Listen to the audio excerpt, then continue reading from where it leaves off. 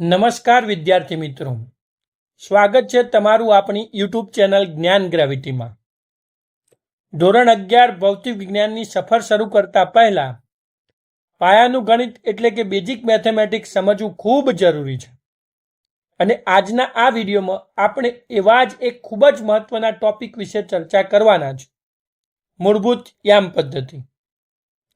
ફિઝિક્સના દાખલા ગણવા હોય, સદિશો અને આલેખ સમજવા હોય કે પછી ગતિના સમીકરણો ઉકેલવા હોય, યામ પદ્ધતિનું જ્ઞાન હોવું પાયાની જરૂરિયાત છે। ખાસ કરીને JEE કે નીટ જેવી સ્પર્ધાત્મક પરીક્ષાઓની તૈયારી કરી રહ્યા હોવ ત્યારે આ બેઝિક કન્સેપ્ટ તમારા માટે સ્કોરિંગ અને ગેમ ચેન્જર સાબિત થઈ શકે છે। તો ચાલો આજના લેક્ચરમાં યામ પદ્ધતિને એકદમ સરળ ભાષામાં અને ઊંડાણપૂર્વક સમજીએ, જેથી ફિઝિક્સમાં આગળ જતા કોઈ પણ કન્સેપ્ટમાં તકલીફ ન પડે। વિડીયો શરૂ કરતા પહેલા જો તમે હજુ સુધી આપણી ચેનલ સબસ્ક્રાઇબ નથી કરી તો અત્યારે જ કરી લો અને હા, આજના લેક્ચરની PDF મેળવવા માટે આપણી ટેલિગ્રામ ચેનલ સાથે ચોકસાઈથી જોડાઈ જાઓ। તેની લિંક નીચે ડિસ્ક્રિપ્શનમાં આપેલી છે। તો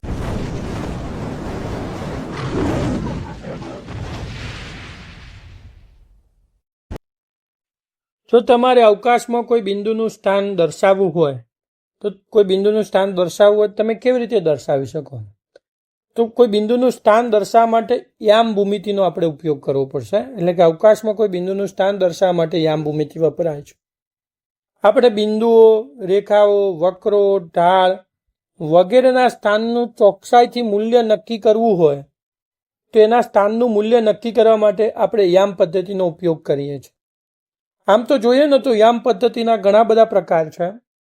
એમાંનો જોઈએ ને તો એક લંબચોરસ યામ પદ્ધતિ છે, ધ્રુવીય યામ પદ્ધતિ છે, ગોળીય યામ પદ્ધતિ છે, નળાકારીય યામ પદ્ધતિ છે।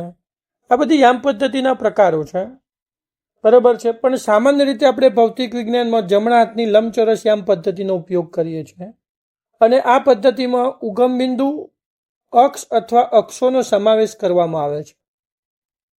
જો બિંદુ આપેલી રેખા પર અથવા કોઈ ચોક્કસ દિશામાં હોય ને તો તેનું સ્થાન દર્શાવવા માટે આપણે એક જ અક્ષની જરૂર પડે છે। પરંતુ બિંદુ સમતલમાં હોય તો એને દર્શાવવા માટે આપણે બે અક્ષની જરૂર પડે અને બિંદુ કોઈ અવકાશમાં હોય તો તેનું સ્થાન દર્શાવવા માટે 3 અક્ષની જરૂર પડે છે। પહેલા આપણે ઉગમ બિંદુ શું છે તેના વિશે સમજવાનો પ્રયત્ન કરીએ। તો ઉગમ બિંદુ કોને કહેવાય?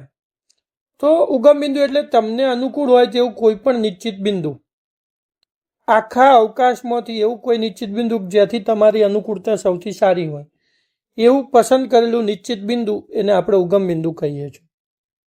તમે ઓરડામાં કોઈ પણ ખૂણાને ઉગમ બિંદુ તરીકે લઈ શકો। આ રીતે ઓરડો છે, ઓરડામાં ગમે તે કોઈ ખૂણાને જ્યાંથી અક્ષો શરૂ થતી હોય તે ગમે તે ખૂણાને આપણે ઉગમ બિંદુ તરીકે પસંદ કરી શકીએ છીએ। કાગળ પર પણ આપણે ગમે તે જગ્યાએથી ઉગમ બિંદુ દોરવાની શરૂઆત કરી શકીએ છીએ, બરાબર છે। હવે એક બાબત ધ્યાનમાં રાખવાની કે આપણે જેટલા પણ બધા માપનો કરીશું યામ પદ્ધતિમાં એ બધા જ માપ મૂળભૂત રીતે ઉગમ બિંદુની સાપેક્ષે કરવામાં આવે છે। ઉગમ બિંદુની સાપેક્ષે જ બધું માપન થાય છે એમ કહી શકાય। હવે અક્ષ કોને કહેવી એની થોડીક સામાન્ય માહિતી લઈએ। તો ઉગમ બિંદુમાંથી પસાર થતી અને તમને અનુકૂળ હોય તેવી કોઈ પણ નિશ્ચિત દિશાને અક્ષ તરીકે ઓળખવામાં આવે છે। જો તમારા બધા બિંદુઓ વિચારણા હેઠળ લીધેલા બધા જ બિંદુઓ એક જ દિશામાં હોય તો એ બધા જ બિંદુ એક જ અક્ષ પર છે તેમ કહેવાય। જો બિંદુઓ સમતલમાં આવેલું હોય, કોઈ બિંદુ છે એ સમતલમાં આવેલું હોય તો તેને નક્કી કરવા 1 અને 2 એમ 2 અક્ષોની જરૂર પડે છે અને બિંદુ કોઈ અવકાશમાં આવેલું હોય તો તેને નક્કી કરવા 1, 2 અને 3 અક્ષોની જરૂર પડે છે। અને આ 3 અક્ષો દર્શાવવા માટેની જે પદ્ધતિ છે એને આપણે લંબચોરસ યામ પદ્ધતિ કહીએ છીએ। રેક્ટેન્ગ્યુલર અથવા પરપેન્ડિક્યુલર કોઓર્ડિનેટ સિસ્ટમ તરીકે આપણે એને ઓળખીએ છીએ। અહીં x, y અને z ત્રણેય અક્ષો 1, 2 અને 3 ત્રણેય અક્ષો એકબીજાને પરસ્પર કેવા છે? લંબ છે। ત્રણેય અક્ષો એકબીજાને પરસ્પર કેવા હોય છે? લંબ હોય છે. અગત્યના બાબતોમાં જોઈએ તો ઉગમ બિંદુને સામાન્ય રીતે આપણે ઓ વડે દર્શાવીએ છીએ. એક્સ અક્ષને ઉગમ બિંદુમાંથી પસાર થતી અને તમને અનુકૂળ હોય તેવી કોઈ પણ નિશ્ચિત દિશા તરીકે લઈ શકાય. આનો મતલબ એવો નથી કે એક્સ અક્ષ એ હંમેશા ઉગમ બિંદુમાંથી પસાર થતી સમક્ષિતિજ રેખા જ હોય. આવું જ હંમેશા હોય એવું જરૂરી નથી. આ દિશાને પણ એક્સ અક્ષ તરીકે લઈ શકાય, આ દિશાને પણ એક્સ અક્ષ તરીકે લઈ શકાય, આ દિશાને પણ એક્સ અક્ષ તરીકે લઈ શકાય અને આ દિશાને પણ એક્સ અક્ષ તરીકે લઈ શકાય. એ તમારી પસંદગી ઉપર ડિપેન્ડન્ટ છે.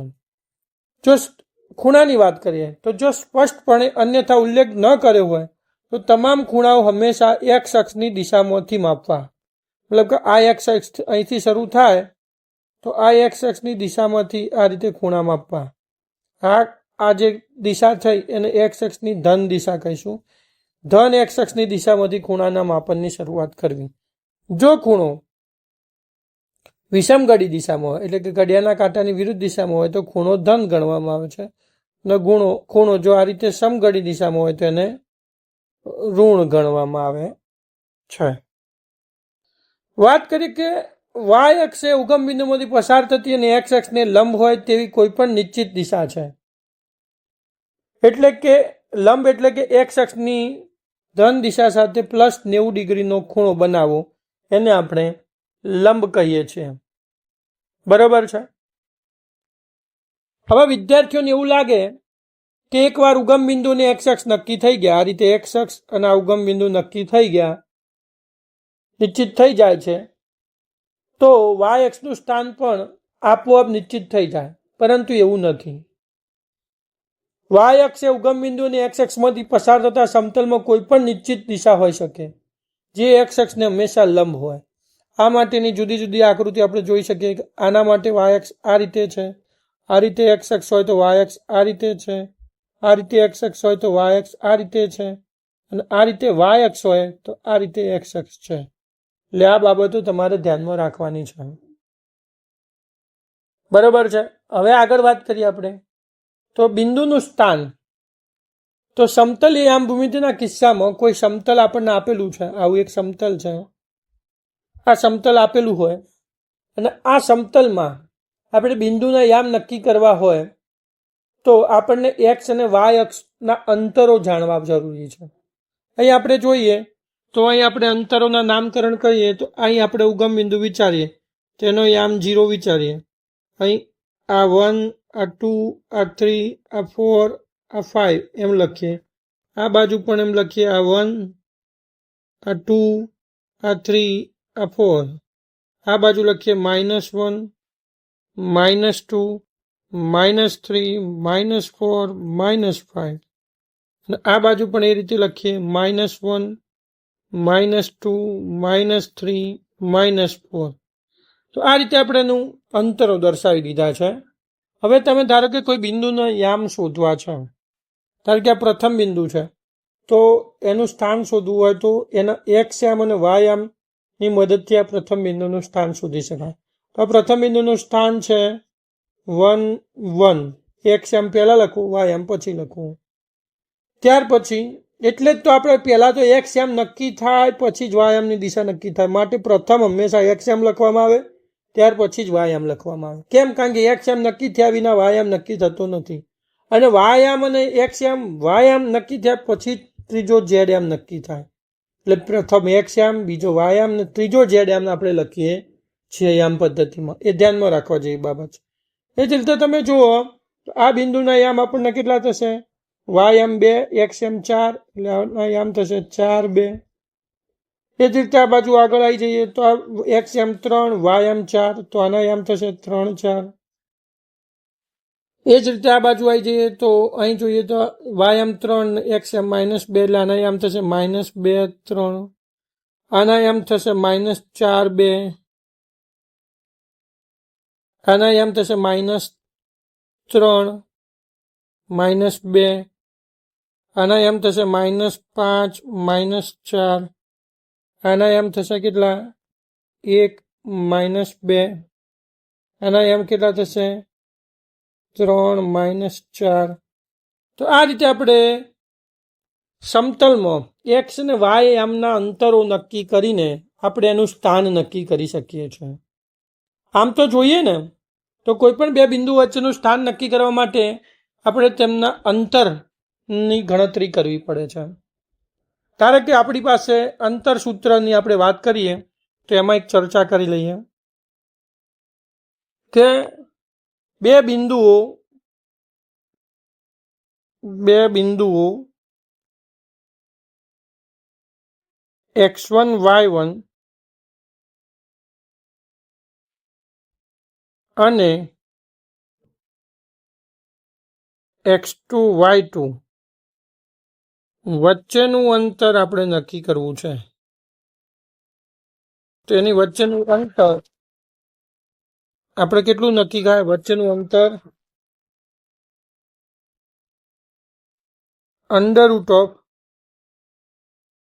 √ x2 minus x1 નો whole square plus y2 minus y1 નો હોલ સ્ક્વેર છે. બરાબર છે. દાખલા તરીકે આપણે વિચારીએ આવા બે બિંદુઓ છે તો આ બે બિંદુઓ વચ્ચેનું અંતર નક્કી કરવું હોય કેટલું થાય? ઉદાહરણ સ્વરૂપે આપણે જોઈએ તો ભાઈ આપણી પાસે x1 y1 તરીકે શું છે? 3 4.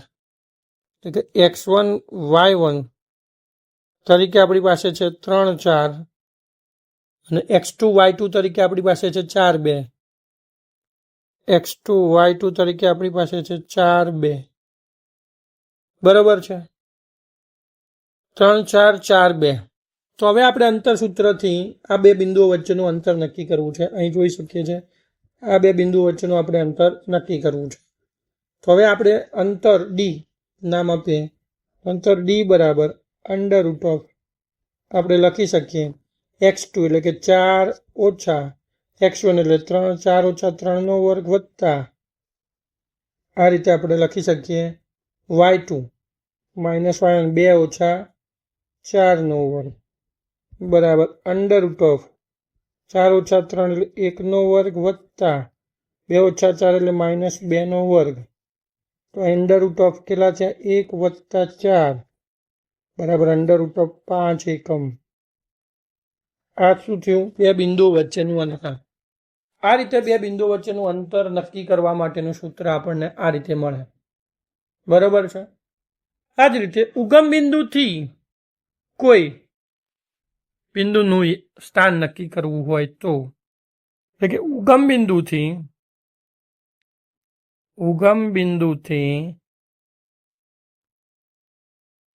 બિંદુ x1 y1 નું અંતર કેટલું થાય? √ x1 minus 0 નો સ્ક્વેર પ્લસ y1 minus 0 નો સ્ક્વેર ઇઝ ઇક્વલ ટુ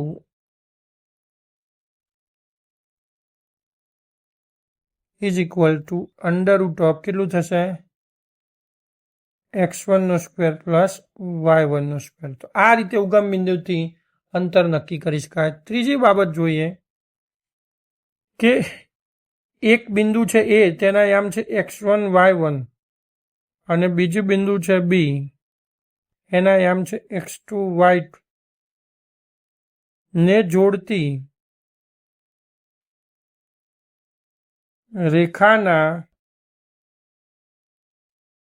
મધ્ય બિંદુના યામ કેટલા થાય? મધ્ય બિંદુના યામ x1 plus x2 divided by 2 y1 plus y2 divided by 2 મળે છે. આટલું મળે છે આપણને ખબર છે. હવે આપણે જોઈએ રેખાનો ઢાળ ની વાત કરીએ. રેખાનો ઢાળ સમજવો છે. તો રેખાનો ઢાળ સમજવા માટે આપણે આકૃતિથી સમજીએ. આ રીતે આપણી પાસે આ y અક્ષ છે, આ રીતે આપણી પાસે આ x અક્ષ છે. બરાબર છે.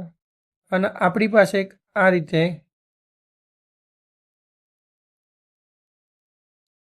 કોઈ રેખા છે. બરાબર છે. હવે આપણે આ રેખાનો ઢાળ નક્કી કરવો છે. તો આ રેખા પરના બે બિંદુઓ છે. આટલે એક બિંદુ છે અને આટલે એક બીજું બિંદુ છે, અને આ બે બિંદુને જોડતી એક રેખા આપણે દોરેલી છે. પ્રથમ જે બિંદુ છે એના નામ આપી દઈએ. બિંદુ એ, એના યામ છે x1 y1, અને બીજું બિંદુ છે એના નામ છે બી x2 y2. આ બે બિંદુઓ છે. આને જોડતી રેખાનો આપણે ઢાળ શોધવો છે. બરાબર છે. એ x1 y1 કહીએ તો ઢાળ શોધવો છે. તો આપણે શું કરીશું, આ રીતે આપણે બે બિંદુના પહેલા x અને y યામ શોધીશું. તો પ્રથમ બિંદુનો x યામ અહીં નીચે ખેંચીએ તો આ x1 છે, આ x2 છે, આ y1 છે, આ y2 છે. બરાબર છે. આ રીતે છે. આ એંગલ જે બનતો છે એના નામ આપીશું થીટા. તો અહીં આપણને બે બિંદુઓ x1 y1 x2 y2 ને જોડતી રેખા માટેનો જે ઢાળ છે એને આપણે m વડે દર્શાવીએ. તો આ રેખાનો ઢાળ, આપેલ રેખાનો ઢાળ જેને આપણે m વડે દર્શાવીએ છીએ, m બરાબર શું થાય, tan થીટા બરાબર શું થાય, y2 minus y1. tan theta બરાબર સામેની બાજુ, આ સામેની બાજુ આનું માપ કેટલું થાય, y2 માઇનસ y1 થાય, અને આ પાછળની બાજુનું માપ કેટલું થાય, x2 માઇનસ x1 જેટલું થાય, divided by x2 minus x1 દ્વારા આપવામાં આવે છે. જો થીટા એ શું છે, ખૂણો છે, જે રેખા x અક્ષની ધન, આ x અક્ષ છે અને આ y અક્ષ છે, તો રેખા એ x અક્ષની ધન દિશા સાથે આંતરેલો ખૂણો એટલે થીટા છે.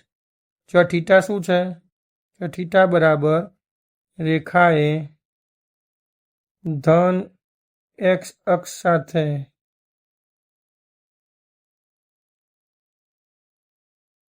આંતરેલ કોણ આપણે થીટા તરીકે ઓળખીએ છીએ. તો આ રીતે આપણે રેખાનો ઢાળ શોધી શકીએ છીએ. હવે વાત કરીશું આગળ. તો સુરેખ રેખાના સમીકરણો સમજવા છે. સુરેખ રેખાના સમીકરણો આપણે સમજવા છે. તો પછી સુરેખ રેખાનું પહેલું સમીકરણ 1 લખીએ.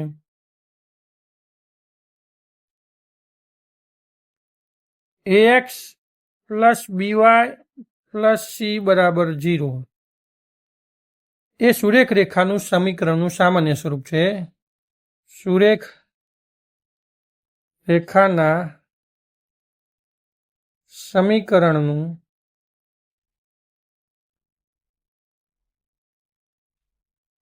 સામાન્ય સ્વરૂપ છે.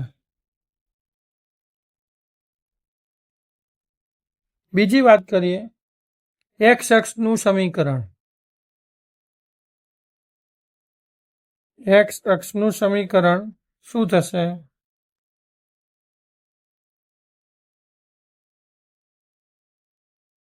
y બરાબર 0 છે. એ જ રીતે y અક્ષનું સમીકરણ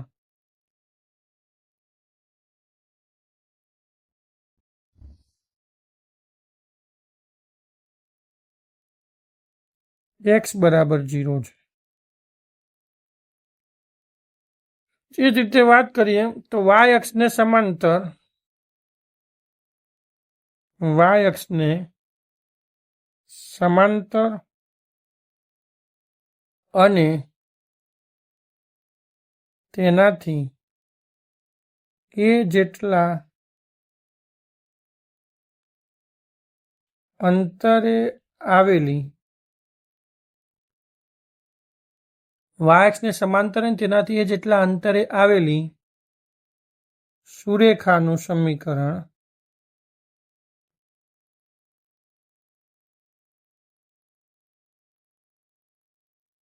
x બરાબર a છે.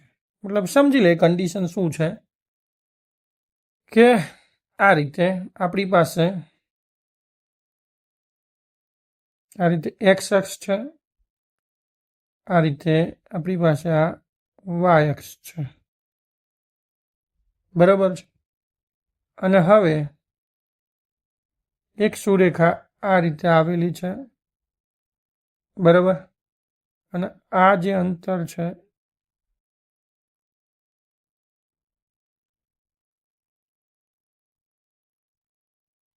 આ રીતે રેખા આવેલી છે, આ રીતે સુરેખા, અને આ જે અંતર છે એને આપણે નામ આપીએ છીએ એ। આપણી વાય અક્ષ છે, આપણી એક્સ અક્ષ છે, આપણું ઉગમ બિંદુ ઓ છે, બરાબર। આવો કેસ છે, તો આવા કેસમાં સુરેખાનું સમીકરણ શું થશે? એક્સ બરાબર એ। આ અંતર છે, અહીં એ થાય અંતર, બરાબર છે। આ જ રીતે પાંચમી વાત કરીએ કે એક્સ અક્ષને સમાંતર, આના જેવી જ કન્ડિશન છે પણ એક્સ અક્ષને સમાંતર વાત કરીએ તો એક્સ અક્ષને સમાંતર, એક્સ અક્ષને સમાંતર અને તેનાથી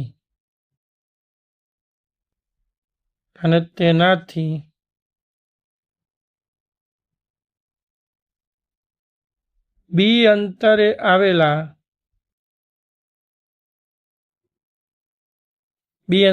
આવેલી સુરેખ રેખાનું સમીકરણ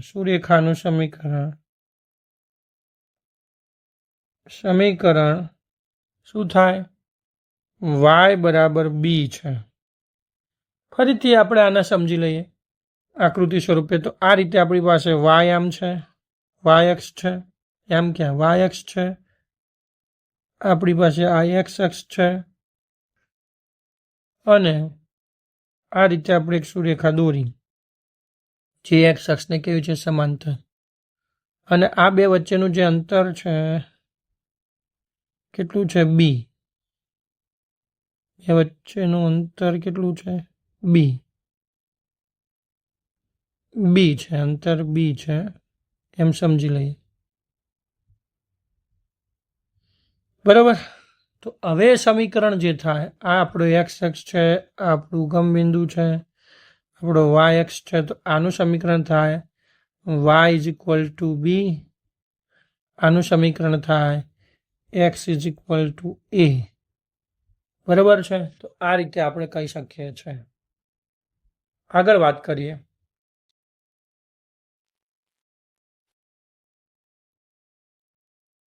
કે y is equal to mx plus C એ એવી રેખા છે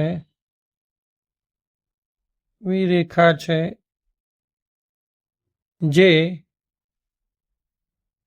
વાય અક્ષ પર સી અંતખંડ કાપે છે અને એક્સ અક્ષની ધન દિશા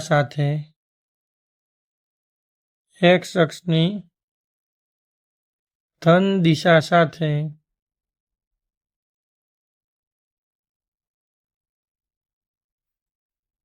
વિષમગળી દિશામાં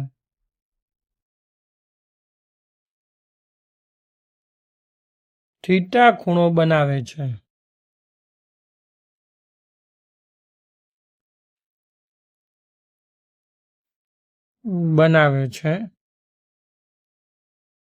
અને એમ બરાબર ટેન થીટા ને તેનો ઢાળ કહે છે। આવું છે। તો આપણે સમજીએ આના આકૃતિ સ્વરૂપે કે આ રીતે સુરેખા દોરવી છે,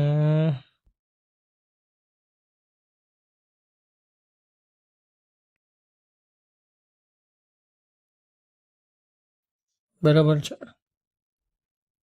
હવે અહીંથી આ રીતે એક સુરેખા દોર દઈએ અને આ થયો થીટા, આ એક્સ અક્ષ, આ વાય અક્ષ, અને આ આપણું ઉગમ બિંદુ ઓ, આ રીતે દોરીએ તો શું થાય? આમાં કેસ જોઈએ। પહેલો કેસ એ, કેસ નંબર 1 એ જોઈએ, એમાં શું કહે છે? તો આપણે અહીં કેસ એની જ આકૃતિ દોરીશું. આ જે આકૃતિ છે કેસ એની જ. કેસ એ શું કહે છે? જ્યારે સી બરાબર 0 તો વાય બરાબર mx, વાય બરાબર mx થઈ ગયા. આ ઉગમ બિંદુમાંથી પસાર થતી સુરેખ રેખા છે. કેવી રેખા છે? રેખા કેવી છે? ઉગમ બિંદુમાંથી પસાર થતી સુરેખા છે. બરાબર છે. તો આ પહેલી આકૃતિ આપણને ખબર પડી ગઈ. બીજી આકૃતિ દોરીને સમજીએ. બીજી આકૃતિમાં આ રીતે આપણી પાસે વાય અક્ષ છે, આપણી પાસે આ એક્સ અક્ષ છે,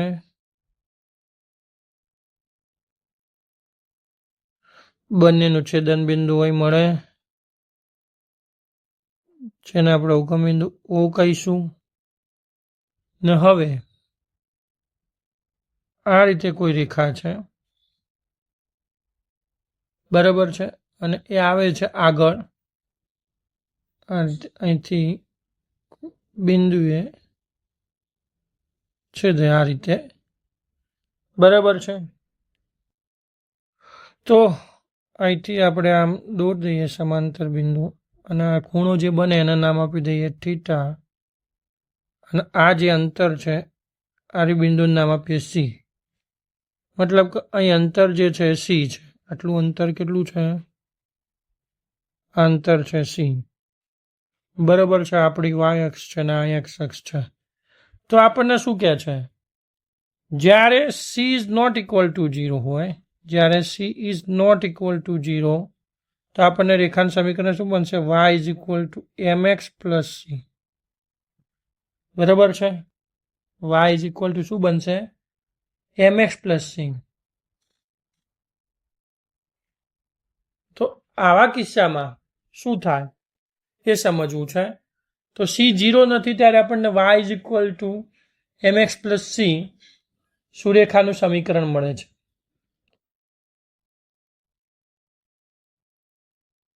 અને આ સુરેખા શું થાય છે? વાય અક્ષને, ધન વાય અક્ષને સી બિંદુમાં છેદે છે જ્યારે x 0 થાય છે ત્યારે. એટલે કે અહીં તમે જુઓ તો અહીં કરતા જઈએ ને, તો અહીં x 0 થાય ત્યારે રેખા ધન વાય અક્ષને કોઈ સી બિંદુમાં છેદે છે. અને so the straight line will start from, એટલે કે જે રેખા છે ક્યાંથી શરૂઆત થાય છે? વાય બરાબર સી થી એની શરૂઆત થાય છે. ઉગમ બિંદુના જગ્યાએ રેખાની શરૂઆત ક્યાંથી થાય છે? વાય બરાબર સી થી થાય છે. બરાબર છે. અહીં પણ રેખાનો ઢાળ શું થાય? એમ બરાબર tan થીટા થાય. બરાબર, એ આપણે ધ્યાનમાં રાખવા જેવી બાબત છે. આગળ ત્રીજી આકૃતિ જોઈએ અને સમજીએ. ત્રીજી આકૃતિમાં શું કહે છે એ સમજીએ. તો આ રીતે આપણી પાસે એક્સ અક્ષ છે અને આ બાજુ આ રીતે વાય અક્ષ છે. બરાબર છે. અને હવે આ રીતે આપણે એક સુરેખા આમ દોરી દીધી. આટલે કંઈક આપણી પાસે બિંદુ છે, એનું નામ આપીએ છીએ આપણે બિંદુ એ. આપણી વાય અક્ષ છે, આપણી એક્સ અક્ષ છે. અહીંથી આપણે આ જે આંતરેલો ખૂણો છે એ ખૂણાનું નામ આપીએ છીએ થીટા. બરાબર છે. 0 અહીં ઉગમ બિંદુ છે, એનું નામ આપીએ છીએ ઓ. બરાબર. તો હવે જ્યારે સી ઇઝ ઇક્વલ ટુ 0 થાય, જ્યારે સી ઇઝ ઇક્વલ ટુ 0 અને જે ઢાળ છે એમ લેસ ધેન 0, તો અહીં વાય બરાબર શું થાય? mx થશે. વાય બરાબર mx થશે. ફ્રોમ m લેસ ધેન 0 થાય તો થીટા કેવા થાય? થીટા ગ્રેટર ધેન 90 થાય. એ થીટા કેવા છે? Greater than 90. બરાબર છે. આવો કિસ્સો મળે. જ્યારે આપણે આ કન્ડિશનની વાત કરીએ ને તો આવી આકૃતિ આપણને મળે. બરાબર છે. હજુ એકાદ બાબત જોઈ લઈએ. ડી જોઈ લઈએ શું કહે છે. આગળ આપણે છઠ્ઠા મુદ્દામાં આ વાતો કરીએ છીએ. ડીમાં આપણને આકૃતિ આ રીતે મળે. આ રીતે આપણી પાસે આ એક્સ અક્ષ છે, આપણી પાસે આ વાય અક્ષ છે અને જે સુરેખા છે એ આપણને આ રીતે પસાર થાય છે. બરાબર છે. અહીં આ જે બિંદુ છે એના યામ આપણે આટલું અંતર વિચારીએ તો અંતર છે આપણી પાસે કેટલું સી જેટલું. આ એંગલના નામ આપીએ આપણે થીટા, ધન એક્સ સાથે બનાવેલું. વાય અહીં છે ઉગમ બિંદુ ઓ. બરાબર. તો જ્યારે C is not equal to 0, m less than 0, y is equal to mx plus c હોય અને થીટા કેવો હોય ગ્રેટર ધેન 90 હોય તો આ રીતનું આપણને આલેખ મળે રેખાનો. બરાબર છે. તો આ જુદા જુદા કિસ્સાઓની આપણે ચર્ચા કરી. હવે સાતમો મુદ્દો વાત કરીએ. શું કહે છે કે x upon a plus y upon b is equal to 1 એ અંતખંડ સ્વરૂપમાં રેખા છે. અંતખંડ સ્વરૂપમાં રેખા છે જો એ અને બી અનુક્રમે એક્સ અને વાય અક્ષ પરના અંતખંડો છે. આ એ અને બી શું છે? અનુક્રમે વાય અક્ષ પરના અંતખંડો છે, જેની આકૃતિ આપણે આના જેવી દોરી શકીએ. આ રીતે કરીને પેસ્ટ કરીએ આટલી જ થાય આકૃતિ. હવે અહીં ખાલી તમારે બદલી દેવાનું છે. આ અંતર કેટલું થયું? બી. અને આ અંતર કેટલું થયું? એ. તો આ એ થયું ને આ બી થયું. તો આ રીતે આપણે લખી શકીએ, આવી રેખા દોરી શકીએ. જ્યારે એક્સ અપોન એ પ્લસ વાય અપોન બી બરાબર 1 એ અંતખંડ સ્વરૂપમાં હોય. બરાબર સ્વરૂપમાં રેખા છે જ્યાં બી શું છે? વાય અક્ષ પરનો અંતખંડ અને એ શું છે? એક્સ અક્ષ પરનો અંતખંડ. બરાબર છે. એ જ રીતે આગળ વાત કરીએ તો મુદ્દો લઈએ આઠમો. આપણને કહે કે y minus y1 is equal to m into x minus x1 એ આપેલ બિંદુ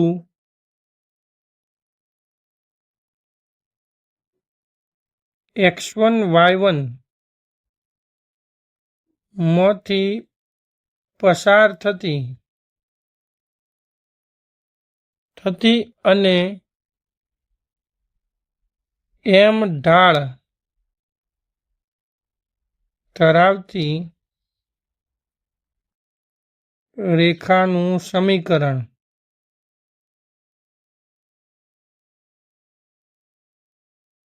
દર્શાવે છે એમ કહી શકાય. બરાબર છે. આવું દર્શાવે છે એમ કહી શકાય. આપણે ઢાળ શોધવું છે તો આપણી પાસે રેખાનું સામાન્ય સમીકરણ શું છે? Generalise form. નમું વાત. તો રેખા ax plus by plus C બરાબર 0 નો ઢાળ m બરાબર x નો સહગુણક, આગળ માઇનસ કરવાના, x નો સહગુણક ભાગ્યા y નો સહગુણક ની મદદથી આપણે શોધી શકીએ માઇનસ a ડિવાઇડેડ બાય બી. આટલો રેખાનો ઢાળ થાય. આવી આપેલી જે રેખા છે ax plus by plus c, આવી સુરેખાનો ઢાળ શોધવાનું સમીકરણ આ પણ વાપરી શકાય. તો આ સામાન્ય બાબતો છે જેને આપણે ચર્ચા કરી. આપણે કેટલાક ઉદાહરણો જોઈએ. એમાં પહેલું ઉદાહરણ છે કે ધારો કે બે બિંદુઓ P1 2 7 આવું એક બિંદુ છે અને બીજું છે P2 6 15. આ બિંદુઓમાંથી પસાર થતી સીધી રેખા દોરો. તો આ બિંદુમાંથી પસાર થતી એક સીધી રેખા આપણે કલ્પી છે અને તેનું સમીકરણ મેળવવું. તો આ રેખાનું સમીકરણ મેળવવું છે. તો આપણે શું કરીએ? રેખાનું સમીકરણ મેળવવા માટે રેખાનો ઢાળ શોધવો પડશે. બરોબર છે. તો આપણે કહીએ કે આપેલ રેખાનો ઢાળ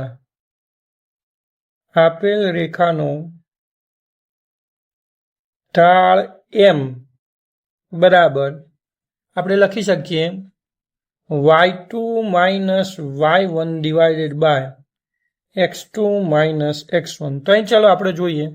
તો આપણો y1 છે આ અને આ આપણું y2 છે. એટલે y2 આપણી પાસે છે 15 અને y1 આપણી પાસે છે 7. બરાબર. એ રીતે આ બાજુ હોય છે તો આપણું x1 છે 2, આ રીતે આવી જઈએ તો x2 છે 6.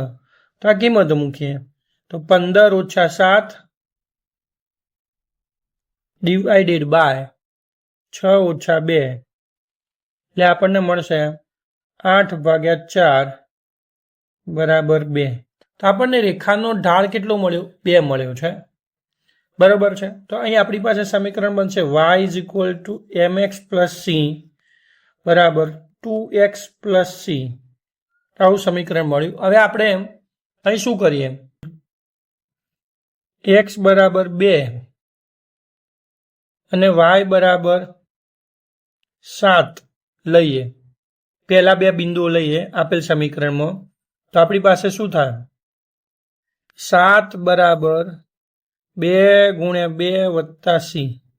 ધીસ ઇમ્પ્લાઇઝ c બરાબર 7 ઓછા 4 ઇઝ ઇક્વલ ટુ 3. બરાબર છે. આપણે પ્રથમ યામ મૂક્યા અહીં. અરે x બરાબર 2 અને y બરાબર 7. એવું જરૂરી નથી. અથવા કરીને પણ આપણે આ રીતે લખી શકીએ કે અથવા x બરાબર 6 અને y બરાબર 15 લઈએ તો કેટલા થાય? 15 બરાબર 2 ગુણ્યા 6 વત્તા c એટલે કે 15c બરાબર 15 ઓછા 12 બરાબર પણ 3 મળે. તો આ રીતે આપણને c મળી ગયો 3. તો આમ માગેલ રેખાનું સમીકરણ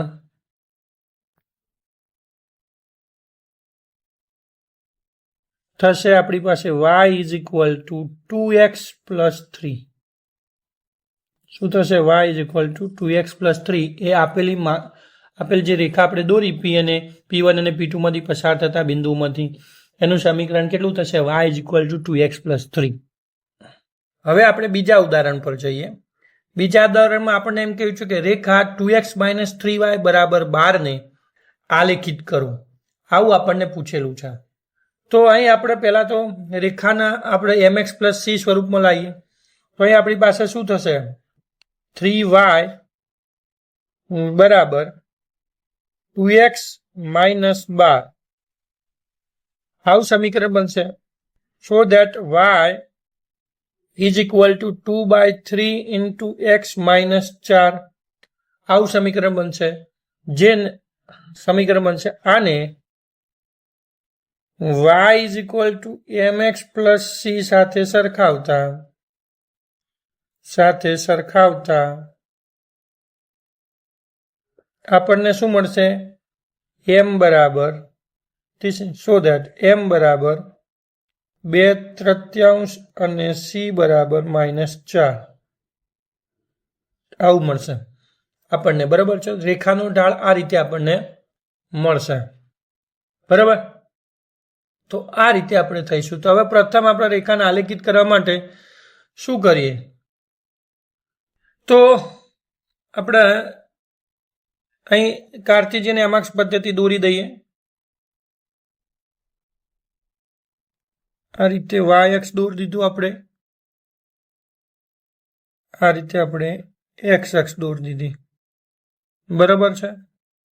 આના પર આ ઉગમ બિંદુ છે, એ કહીએ 1 2 3 4, આ રીતે આ બાજુ કહીએ તો -1 -2 -3 -4, બરાબર છે।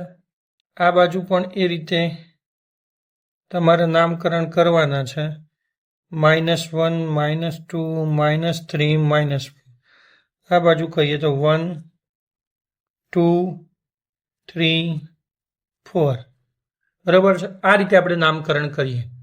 હવે આપણે શું કરીએ કે જો y બરાબર 0 હોય તો આપણે સમીકરણ છે ને y = 2/3 × x - 4 માં y બરાબર 0 લઈએ તો આપણને શું મળે 2/3 × x બરાબર 4। ધીસ ઇમ્પ્લાઇઝ x બરાબર કેટલા મળશે 6, 4 × 3 = 12 × 6 એટલે x બરાબર 6 મળશે। એટલે હજુ તો આપણે શું કરવું પડશે, અહીં આપણે લાંબુ કરવું પડશે આ રેખા, કારણ કે આપણને y બરાબર 0 એ આ 5 છે ને આટલા 6 છે। તો જુઓ ભાઈ અહીં y બરાબર 0 હતા ત્યારે આપણે આટલે એક બિંદુ દોરવું પડશે, બરાબર છે। જ્યારે y 0 હોય ત્યારે x 6 થશે। હવે આપણે આનાથી ઉલટું કરીએ, બરાબર છે। તો y 0 હતા ત્યારે હવે x બરાબર જો x બરાબર 0 હોય તો y બરાબર આપણી પાસે કેટલા થઈ જાય -4 થઈ જાય। તો એક બીજું બિંદુ આપણે આ રીતે -4 વાળું દોરવું પડશે।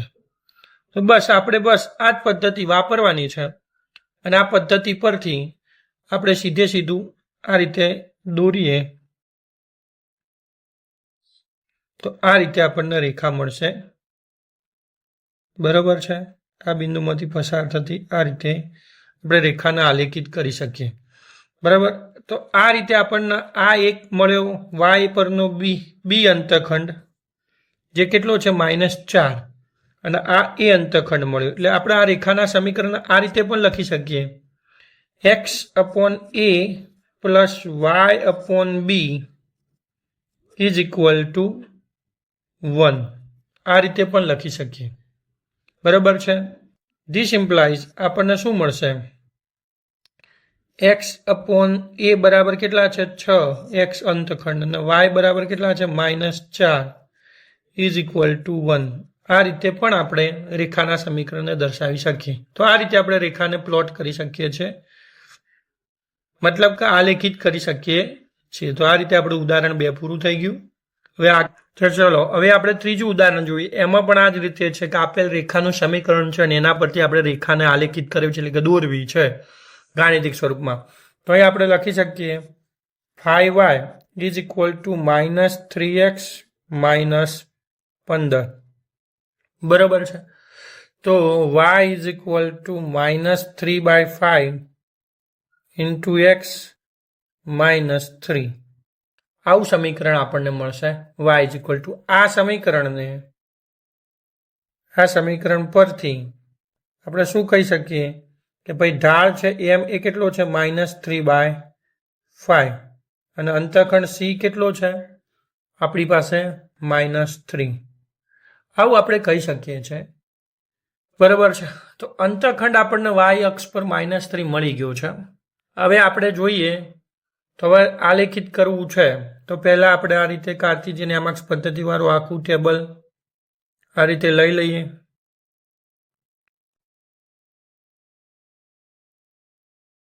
બરાબર છે।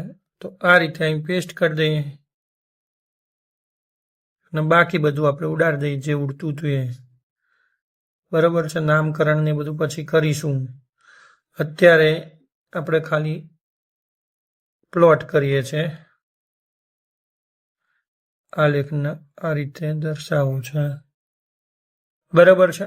તો હવે આપણે અહીં y અહીં x અક્ષ છે, મારે જેની જરૂર છે એનું જ હું પ્લોટિંગ કરીશ, બરાબર છે।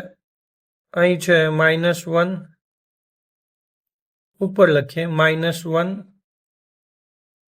-2 -3 -4 -5 હજુ એકાદું લખી દઈએ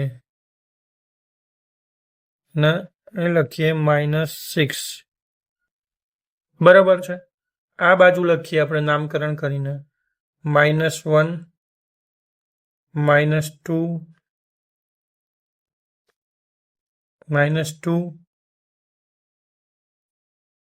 -3 -4 -5 આ રીતે આપણે નામકરણ કરીને લખ્યું। બાકીનાની મને જરૂર નથી એટલે હું લાંબી આકૃતિઓને ટૂંકી કરી દઉં છું બરાબર। એ મને ખબર પડી જાય તમે ખાલી હવે ગણશો એટલે તમને આઈડિયા આવી જશે। તો એ ચલો હવે આપણે શું કરીએ એમ કે જ્યારે x = 0 હોય ત્યારે y બરાબર કેટલા થાય -3 થાય ડાયરેક્ટ અંતખંડ આપણને c મળેલો છે -3 અને જ્યારે y = 0 હોય ત્યારે x બરાબર આપણને કેટલા થાય y = 0 મૂકીએ તો x બરાબર કેટલા થાય 5 × 15 / 3 એટલે આપણને -5 થશે બરાબર છે। સાદું રૂપ તો તમને અહીંથી આવડી જાય ને ભાઈ। અહીં 0 મૂકીએ તો શું થાય 3/5 x બરાબર -3 તો x બરાબર -15 / 3 એટલે -5 ડાયરેક્ટ આ રીતે ગણતરી કરી શકો છો। એ સાદું રૂપ તમારા માટે છે। તો અહીં બે બિંદુ આપણે જોઈ લીધા કે ભાઈ x 0 હોય x આમ 0 હોય ત્યારે y આમ કેટલો છે -5 એટલે અહીં એક બિંદુ આવશે બરાબર છે એક -5 નહીં ભૂલ થઈ x 0 હોય x આમ 0 હોય ત્યારે y કેટલો છે -3 તો અહીં આવશે એક બિંદુ -3 બરાબર છે x આમ 0 હોય ત્યારે અને y આમ 0 હોય ત્યારે આન્સર કેટલો આવ્યો -5 એટલે આપણે કેટલા મૂકવા પડશે અહીં x અક્ષની વેલ્યુ -5 થશે। તો હવે આ બેને જોડતી એક રેખા દોરી દઈએ એટલે આપણું કામ પૂરું થઈ ગયું। તો અહીં જોડતી એક રેખા આ રીતે આપણે દોરી દીધી બરાબર છે। આ બે બિંદુઓમાંથી પસાર થતી જોડતી રેખા આ રીતે દોરી દીધી એટલે આપણે અહીં રેખાને આલેખિત કરી છે એમ કહી શકાય। તો આ રીતે આપણને રેખા આલેખિત કરી શકીએ છીએ। બીજી મેથડથી આપણને આને શોધવું હોય તો પણ આ રીતે શોધી શકીએ। બીજી મેથડ પ્રમાણે આપણે કહી શકીએ x/a + y/b બરાબર 1 કરવું પડે તો આપણી પાસે શું થાય 3x / 15 - 5y / 15 = 1 this implies x/-5 એટલે -3x છે upon -5 minus y/-3 = 1 આ રીતે થઈ શકે બરાબર છે। કેવી રીતે થાય તો અહીં -3x - 5y લઈ જઈએ 15 પેલી બાજુ લઈએ તો 15 ના છેદમાં બંનેના નીચે લાવી દઈએ તો 1 થઈ જાય ને એ નોર્મલી ખબર પડે છે। આ જે સમીકરણ છે એમાં આપણે આવું કહી શકીએ -3x - 5y બરાબર 15 તો 15 ના નીચે છેદમાં લઈ જઈએ -3x/15 - 5y/15 બરાબર 1 તો આ x/a જેવા સમીકરણનું સ્વરૂપ મળી ગયું। તો આ રીતે પણ દાખલો સોલ્વ કરી શકીએ। હવે આપણે પરતંત્ર અને સ્વતંત્ર ચલો વિશે થોડુંક જાણીશું અને એના પરથી થોડીક માહિતી મેળવીશું। તો આપણે જોઈએ કે ચલ કે જે ચોક્કસ મર્યાદામાં કોઈ પણ સ્વૈચ્છિક મૂલ્ય ધરાવી શકે તેને આપણે સ્વતંત્ર ચલ કહીએ છીએ અને પરતંત્ર ચલ એવા ચલો કે જેમનું મૂલ્ય સ્વતંત્ર ચલને સોંપેલ સંખ્યાત્મક મૂલ્યો પર આધારિત હોય છે તેમને પરતંત્ર ચલ તરીકે વ્યાખ્યાયિત કરવામાં આવે છે। વિધેય પરતંત્ર અને સ્વતંત્ર ચલ વચ્ચેનો સંબંધ સામાન્ય રીતે કોઈ ગાણિતિક સંબંધ દ્વારા દર્શાવવામાં આવે છે જેને આપણે વિધેય તરીકે ઓળખીએ છીએ। ભૌતિક જ્ઞાનમાં આપણે વાત કરીએ ને તો ભૌતિક રાશિઓમાં બે પ્રકારની ભૌતિક રાશિ હોય છે એક અચળાંકો અને એક ચલોવાળી। જે ભૌતિક રાશિઓ બદલાતી નથી તેને આપણે ભૌતિક અચળાંકો કહીએ છીએ અને જે ભૌતિક રાશિઓ બદલાય છે પરતંત્ર ચલો સ્વરૂપે કે સ્વતંત્ર ચલો સ્વરૂપે તે ભૌતિક રાશિઓને આપણે ચલ રાશિઓ તરીકે ઓળખીએ છીએ. ઉદાહરણ તરીકે જો કોઈ કાર અચળ ઝડપ વીથી ગતિ કરતી હોય તો ટી સમયમાં કાર દ્વારા કપાયેલું અંતર D is equal to VT વિધેય આ સંબંધ જે છે એ શું થયો? D is equal to VT. આ સંબંધ આપણે વિધેય કહીએ છીએ. આખા સંબંધને વિધેય કહે છે. ડી એ વેગ વી અને સમય ટીનું વિધેય છે એમ કહી શકાય. અહીં તમે જુઓ તો જે અંતર ડી છે એ પરતંત્ર ચલ છે, વેગ વી અચળ છે એટલે અચળાંક છે, બદલાતો નથી, અને સમય ટી છે સ્વતંત્ર ચલ છે. અને આનો જે સંબંધ દર્શાવતું આખું ગાણિતિક પદ છે એને આપણે વિધેય તરીકે ઓળખી શકીએ છીએ. ભૌતિક વિજ્ઞાનમાં સામાન્ય રીતે અમુક સંબંધોને આલેખ સ્વરૂપે દર્શાવવા જરૂરી હોય છે. તો આપણે હંમેશા વાય અક્ષ પર પરતંત્ર ચલ દર્શાવવાનો અને એક્સ અક્ષ પર સ્વતંત્ર ચલ દર્શાવવાનો રહે છે. અને આ રીતે આપણે આલેખ દર્શાવીએ છીએ. હવે આપણે અચળ પ્રવેગથી ગતિ કરતા કણનો વેગ વિરુદ્ધ સમય સંબંધના આલેખ વિશે થોડું જાણીએ. તો આપણે કહીએ કે પ્રારંભિક વેગ યુ અને અચળ પ્રવેગ એ સાથે ગતિ કરતા કણના ગતિના સમીકરણો ધ્યાનમાં લો. આપણે કણના વેગને સમયના સંબંધમાં નીચેના સમીકરણ દ્વારા દર્શાવી શકીએ છીએ. કણનો વેગ વી બરાબર યુ પ્લસ એટી આ રીતે દર્શાવી શકીએ છીએ. જો વી એ ટી પર આધાર રાખે છે, એનો અર્થ એ કે વી એ કેવો છે? પરતંત્ર ચલ છે. અહીં કહી શકાય કે આ વી છે ટી પર આધારિત છે, એટલે વી કેવો છે? પરતંત્ર ચલ છે. બરાબર છે. અને ટી એ સ્વતંત્ર ચલ છે. ટી કેવો છે? સ્વતંત્ર ચલ છે. બરાબર છે. આપણે લખી શકીએ કે v is equal to u plus a t બરાબર એટી પ્લસ યુ પણ લખી શકાય. કણનો પ્રવેગ છે એ અચળ છે, એટલે કે એ કેવો છે? અચળાંક છે. એ કેવો છે? અચળાંક છે. બરાબર, કોઈ અચળાંક છે એ. તેનો અર્થ એ થાય છે કે આ જે સમીકરણ છે સુરેખ સમીકરણ y is equal to mx plus C સાથે સરખાવતા આ સમીકરણને આપણે શું કરીએ? Y is equal to mx plus C સાથે સરખાવતા સુરેખ સમીકરણ સાથે સરખાઈએ તો જે કામ વાય કરે છે એ જ કામ અહીં વી કરે છે. વાય પરતંત્ર ચલ છે એમ વી પણ પરતંત્ર ચલ છે. એ રીતે જે કામ ઢાળ કરે છે એવું જ કામ પ્રવેગ એ કરે છે. બરાબર. જે કામ એક્સ કરે છે, ચલ એક્સ કરે છે, સ્વતંત્ર ચલ તરીકે અહીં શું છે? એક્સ છે. તેવું જ અહીં સ્વતંત્ર ચલ તરીકે સમય ટી છે. બરાબર, એમ કહી શકાય ટી છે. અને જે કામ અંતખંડ સી કરે છે એવું જ કામ પ્રારંભિક વેગ યુ કરે છે એમ કહી શકાય. તો આમ કહી શકાય કે જો વેગ વિરુદ્ધ સમયનો આલેખ દોરવામાં આવે તો વેગ અને સમયના આલેખનો ઢાળ શું થાય? પ્રવેગ છે. આલેખનો વાય અક્ષ પરનો આંતરછેદ એ કણનો પ્રારંભિક વેગ યુ થાય એમ કહી શકાય. બરાબર છે.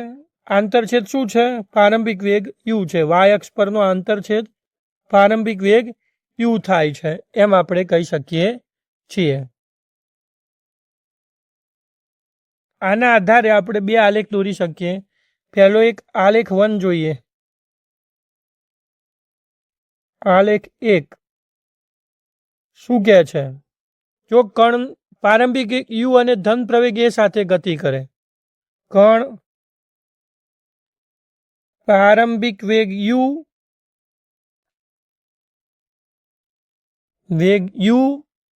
અને ધન પ્રવેગ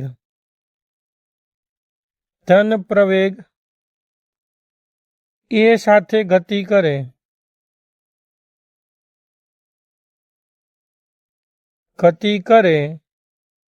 તો હવે આપણે આલેખ દોરવો છે. બરાબર. તો હવે આલેખ કેવો મળશે એ જોઈએ. તો અહીં આપણે પરતંત્ર ચલ કયું? વાય અક્ષ પર લેવાનું. એટલે અહીં આપણે આલેખ દોરીએ આ રીતે. તો પરતંત્ર ચલ તરીકે વેગ વી આવશે, એટલે અહીં વેગ વી દોરવો. અને આ બાજુ સ્વતંત્ર ચલ તરીકે સમય ટી આવશે. અને અંતખંડ સ્વરૂપે પ્રારંભિક વેગ યુ આવશે. અને ધન છે એટલે આ રીતે ઉપર તરફ આલેખ સીધી રેખા મળશે. આલેખ આપણને શું મળશે? સીધી રેખા ઉપર તરફ. આલેખ શું મળશે? સીધી રેખા ઉપર તરફ. આ રીતે કહી શકીએ. આ જ રીતે બીજો એક આલેખ કહીએ, આ કન્ડિશન આધારિત જ. આલેખ 2 એમાં શું કહે છે? જો કોઈ કણ પ્રારંભિક વેગ u અને ઋણ પ્રવેગ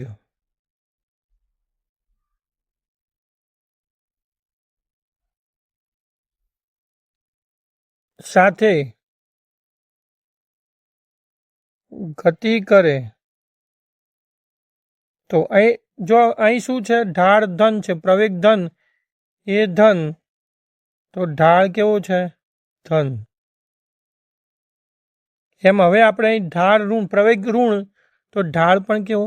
ઋણ. તો હવે આ કિસ્સામાં આપણને આલેખ કેવું મળે? તો અહીં ફરીથી આપણે આલેખ દોરીએ. તો અહીં જુઓ, અહીં પરતંત્ર ચલ, અહીં સ્વતંત્ર ચલ, અને હવે આંતરખંડ સાથે x પરનો અંતરખંડ અને ઢાળ ઋણ, પ્રવેગ ઋણ છે એટલે પ્રવેગ એ ઢાળ છે. તો u અંતરખંડ અને અહીં શું કહેવાય? એ ઋણ, તો ઢાળ ઋણ. બરાબર છે. તો આ રીતનો આલેખ આપણને મળે. બરાબર. ચાલો હવે આપણે એક ઉદાહરણ જોઈએ. ઉદાહરણ નંબર 4 શું કહે છે કે એક કણ પ્રારંભિક વેગ 25 મીટર પ્રતિ સેકન્ડ અને પ્રતિ પ્રવેગ 2 મીટર પ્રતિ સેકન્ડ સ્ક્વેર સાથે ગતિ કરે છે. તો વેગ વિરુદ્ધ સમયનો આલેખ દોરો. આવું આપણને કહ્યું છે. તો અહીં આપણે જોઈએ તો અચળ પ્રવેગ ગતિ કરતા કણ માટે નીચેના સમીકરણ દ્વારા સમયના સંબંધમાં વેગને વ્યાખ્યાયિત કરી શકીએ. અહીં વેગ v u પ્લસ at, બરાબર, અહીં લખી શકીએ વેગ v is equal two u plus at. આપેલ પ્રારંભિક વેગ u કેટલો છે? આપણને u બરાબર 25 મીટર ઇન્ટુ સેકન્ડ ઇનવર્સ આપેલા છે. પ્રવેગ એ કેટલો આલેલો છે? -2 મીટર ઇન્ટુ સેકન્ડની -2 ઘાત આપેલ છે. તો આપણી પાસે સમીકરણ થશે v is equal two -2t plus 25. બરાબર છે. તો અહીં આ સમીકરણને y is equal to mx plus c સાથે સરખાવતા y is equal to mx plus c સાથે સરખાવતા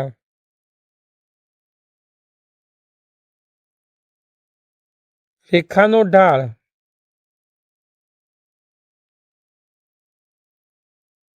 m બરાબર -2 અને અંતખંડ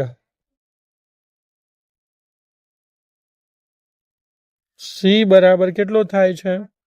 25. વેગ શૂન્ય થશે જો v બરાબર 0 લેતા 0 is equal two -2t plus 25. This implies 2t is equal to 25. This implies t is equal to 12.5 second. આનો અર્થ એ કે રેખા x અક્ષને t બરાબર 12.5 સેકન્ડ પર અને y અક્ષને v બરાબર 25 મીટર પ્રતિ સેકન્ડ પર કાપવી જોઈએ. આનો અર્થ એ થયો કે રેખા છે એ x અક્ષને 12.5 પર અને y અક્ષને 25 પર કાપવી જોઈએ. તો હવે આપણે આલેખ દોરીએ એટલે આપણને આવડી જશે. તો આ રીતે આલેખ દોરીએ.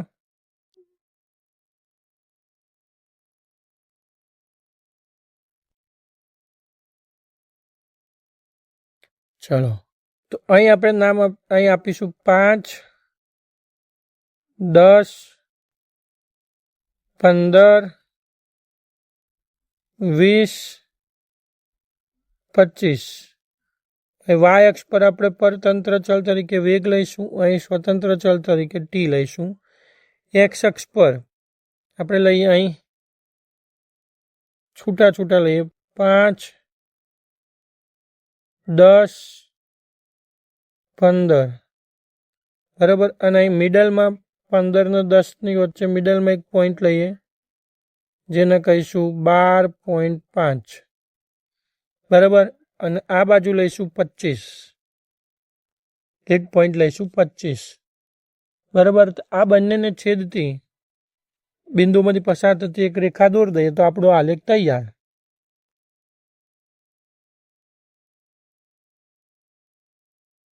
તો આ રીતે આપણે દોર દઈએ તો આપણને આલેખ મળી જશે. તો આપણને જે માગ્યું હતું એનો આલેખ દોરવો હોય તો આપણે આના દોરી શકીએ. આપણી વાય અક્ષ છે, વાય અક્ષ તરીકે વી લીધેલા છે એટલે આપણે અહીં લખી શકીએ વી કેવા છે મીટર ઇન્ટુ સેકન્ડ ઇનવર્સમાં, અને ટી કેવા છે સેકન્ડમાં છે. તો આ રીતે વેગ વિરુદ્ધ સમયનો આલેખ આપણે દોરી શકીએ છીએ બરાબર. આપેલ કન્ડિશન માટે આલેખ દોરવા માટે આટલું ધ્યાનમાં રાખવું પડે. ચાલો હવે આપણે દ્વિઘાત સમીકરણના આલેખની ચર્ચા કરીશું. આપણી પાસે દ્વિઘાત સમીકરણ ખબર છે y is equal two ax² plus bx plus c. જો a b અને c શું છે? અચળાંકો છે. a b અને c અચળાંકો છે. માટે x અને y વચ્ચેનો આલેખ આવા દ્વિઘાત સમીકરણ માટે કેવો બનશે? નો આલેખ શું થશે? પરવલય, પેરાબોલા થશે. પરવલય આકારનું હશે. પરવલય આકાર હોય છે, આ યાદ રાખવાનું છે બરાબર છે. જ્યાં સુધી a is not equal to 0 છે ત્યાં સુધી આ સમીકરણ દ્વિઘાત વિધેય દર્શાવે છે બરાબર. અહીં a 0 થઈ જાય તો સમીકરણ દ્વિઘાત વિધેય રહે નહીં, એ સુરેખ સમીકરણ થઈ જાય. પરંતુ a is not equal to 0 હોય ત્યાં સુધી આ સમીકરણ કેવું છે? દ્વિઘાત સમીકરણ દર્શાવે છે. તો સૌથી સરળ દ્વિઘાત સમીકરણ કયું છે? તો સૌથી સરળ દ્વિઘાત સમીકરણ કયું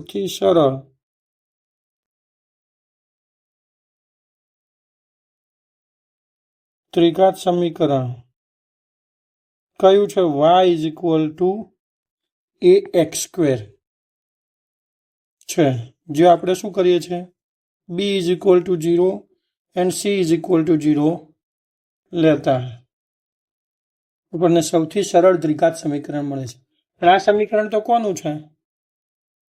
કે જે પરવલયનું સમીકરણ છે. કોનું સમીકરણ છે? પરવલયનું સમીકરણ છે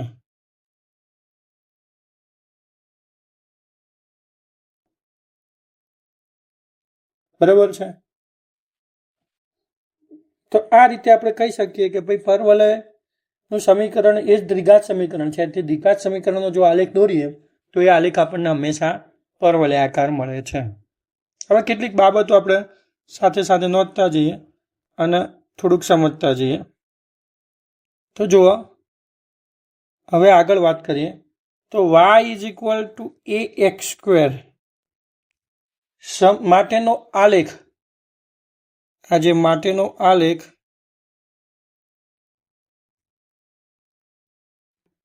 y અક્ષ પ્રત્યે સમમિત હોય છે. y અક્ષ પ્રત્યે સમમિત પરવલય હશે. સમમિત પરવલય હશે. પરવલયની દિશા એના ચિહ્ન દ્વારા નક્કી થાય છે. પરવલયની દિશા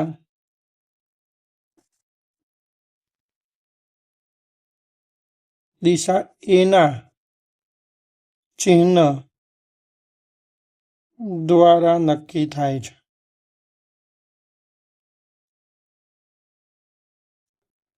બરાબર છે. જ્યારે એ ધન હોય તો પરવલયનું સમીકરણ y is equal two ax² થાય. એટલે આપણે જોઈએ બે આલેખો દોરીએ. જ્યારે એ ધન હોય, ત્યારે આપણને પરવલય કેવું મળે છે? પરવલય આકારનો આલેખ આપણને આ રીતે દોરીએ, આ રીતે દોરી દઈએ, વાય અને એક્સ અક્ષ, બરોબર. આ રીતે આપણે પરવલય આકાર દોરી દઈએ. હવે અહીંથી એક પરવલય દોરીએ, જ્યારે એ ધન હોય ત્યારે.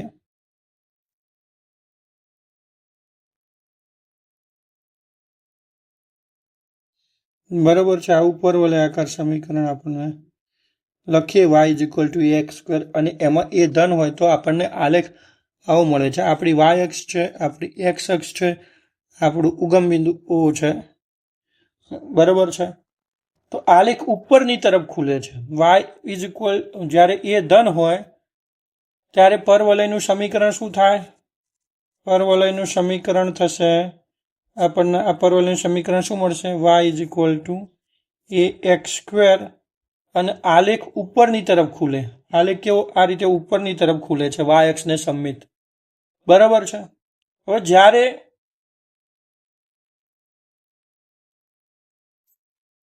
આને સાઈડમાં લઈ લઈએ, તો જ્યારે એ ધન હતો ત્યારે આપણને આવું મળતું હતું, બરાબર. હવે આપણે એ ઋણ લઈએ,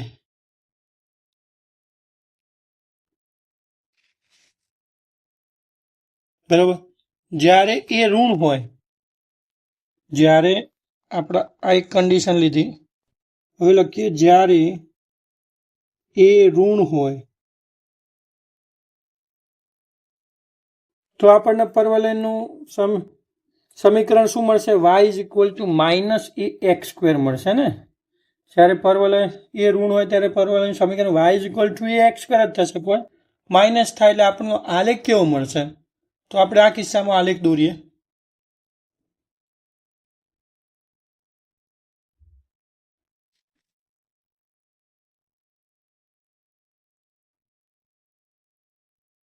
આ કિસ્સામાં આપણે આલેખ દોરીએ તો આપણને આ રીતે નીચેની તરફ ખુલતો આલેખ મળશે.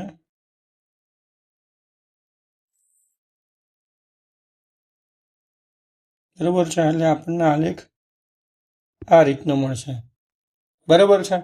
એટલે કે જ્યારે એ ઋણ હોય ત્યારે પરવલયનું સમીકરણ અહીં y is equal to a x square જ લખવાનું, પરંતુ આલેખ નીચે તરફ ખુલે. આ વાય અક્ષ છે, આ એક્સ અક્ષ, અને આપણું આ ઉગમ બિંદુ એમએક્સ પદ્ધતિનું ઓ છે, બરાબર છે. તો આ બાબતો આપણે જોઈ. હવે આગળ વાત કરીએ, બીજી ચર્ચા કરીએ. જો આપણે સમીકરણમાં એક્સ અને વાયની અદલા બદલી કરી દઈએ, એટલે કે આપણી પાસે સમીકરણ છે y is equal to a x square, એમાં એક્સ અને વાયની અદલા બદલી કરીએ તો આપણની પાસે પરવલયનું સમીકરણ x is equal to a y square થઈ જાય, બરાબર. Y is equal to a x square હતું, એના જગ્યાએ હવે x is equal to a y square. તો સમમિતિની અક્ષ બદલાય, તો સમમિતિની અક્ષ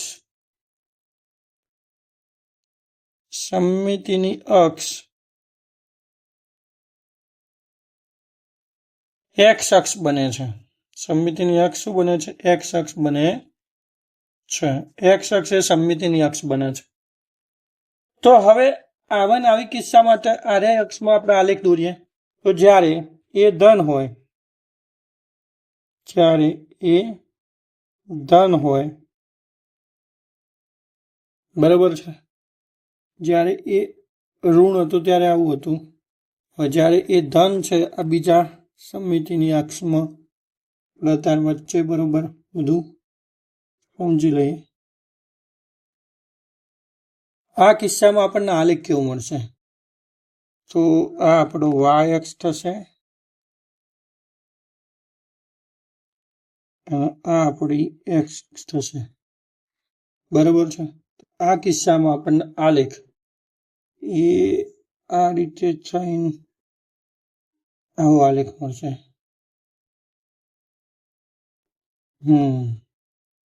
બરાબર છે. તો અહીં વાય છે, અહીં એક્સ અક્ષ છે, આપણું ઉગમ બિંદુ ઓ છે, જ્યાંથી પરવલયની શરૂઆત થાય છે, બરાબર છે। અને હવે આ પરવલયનું સમીકરણ શું થાય? x is equal to a y square.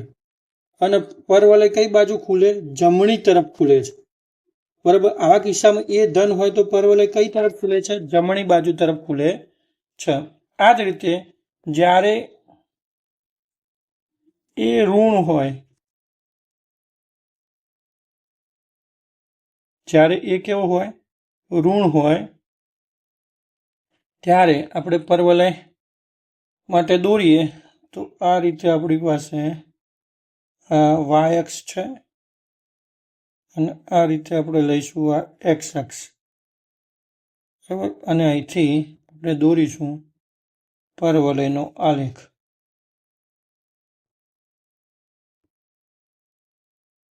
આવા કિસ્સામાં આપણને આવો આકાર મળશે। આ વાય અક્ષ છે, આ એક્સ અક્ષ છે, આ ઓ છે, બરાબર। અહીં સમીકરણ છે x is equal to a y, બરાબર। તો અહીં પરવલય કેવું ખુલશે? આલેખ ઉપર ખુલશે, ઉપર ખુલે, અહીં નીચે ખુલે, અહીં જમણી બાજુ ખુલે,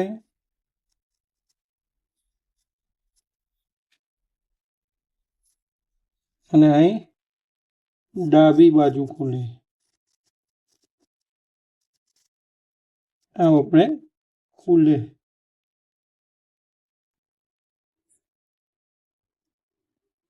બરાબર। તો આ રીતે આપણે લખી શકીએ છીએ। તો આમ આપણે પરવલયને દોરતા શીખ્યા। હવે આપણે પરવલયને લગતા કેટલાક અગત્યના મુદ્દાઓની ચર્ચા કરવી છે। તો પરવલય વિશેના અગત્યના મુદ્દાઓમાં આપણે ચર્ચા કરવી છે।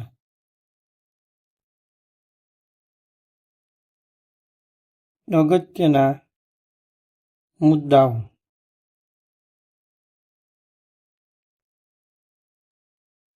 તો પરવલયની અક્ષ અને શિરોબિંદુની પહેલા આપણે ચર્ચા કરીશું। પહેલા આપણે વાત કરીશું પરવલયની અક્ષ અને શિરોબિંદુ। પરવલયની અક્ષ અને શિરોબિંદુ, આની આપણે ચર્ચા કરવી છે, બરાબર છે। તો આપણે કહી શકાય કે વક્રમાં સમમિતિની અક્ષ હોય છે, જેને પરવલયની અક્ષ કહેવાય છે। દાખલા તરીકે આપણે આ આલેખ જોઈએ તો આપણે આલેખ પરથી સમજી લઈએ કે ભાઈ આમાં પરવલયની અક્ષ કઈ હતી? વાય અક્ષ, બરાબર છે। આ શું હતી? પરવલયની અક્ષ। આ કિસ્સામાં પરવલયની અક્ષ કઈ થઈ? આ જે અક્ષ થઈ, વાય અક્ષ થઈ, એ પરવલયની અક્ષ કહેવાય। અને પરવલય અને તેની અક્ષના છેદ બિંદુને, આ જે પરવલય છે, જે અક્ષને જે બિંદુએ છેદે, એ છેદ બિંદુને પરવલયનું શું કહેવાય? શિરોબિંદુ કહેવાય। ખબર પડી છે? એમ આમાં પરવલયની અક્ષ એ વાય અક્ષ થઈ અને છેદ બિંદુ આ થયું। એ જ રીતે આમાં પરવલયની અક્ષ શું થઈ? એક્સ અક્ષ થઈ, બરાબર છે। અને એનું છેદ બિંદુ એટલે અહીં છેદે છે એટલે આ એનું છેદ બિંદુ થયું, એને આપણે પરવલયનું શિરોબિંદુ કહીશું। અહીં છેદ બિંદુ થયું, એને શું કહીશું? પરવલયનું શિરોબિંદુ કહે છે, બરાબર છે। તો આ એક પરવલયની અક્ષ અને શિરોબિંદુ વિશે આપણને ખબર પડી ગઈ। હવે દ્વિઘાત સમીકરણ y is equal to a x square plus b x plus c નો આલેખ પરવલય y is equal to a x સ્ક્વેરના આલેખ જેવો જ હોય છે, પરંતુ તફાવત શું છે એ આપણે જોવું છે। તો પરવલયની અક્ષ અને શિરોબિંદુ વિશે આપણને ખબર પડી ગઈ। હવે આપણે જોઈએ કે દ્વિઘાત સમીકરણનો આલેખ અને પરવલયની આલેખ વચ્ચે તફાવત શું છે। તો શિરોબિંદુ ઉગમ બિંદુમાંથી પસાર થતું નથી। પરવલયનું શિરોબિંદુ હંમેશા ઉગમ બિંદુમાંથી પસાર થાય છે, પણ દ્વિઘાત સમીકરણનું શિરોબિંદુ ઉગમ બિંદુમાંથી પસાર થતું નથી। એટલે આપણે અહીં લખવું હોય લખીએ કે y is equal to a x square plus b x plus C, અને પરવલય y is equal to a x square. તફાવત શું છે? તો આમાં શિરોબિંદુ ઉગમ બિંદુમાંથી પસાર થતું નથી, પસાર થતું નથી, બરાબર છે। અને આમાં ઉગમ બિંદુમાંથી શિરોબિંદુ બિંદુમાંથી શિરોબિંદુ પસાર થાય છે.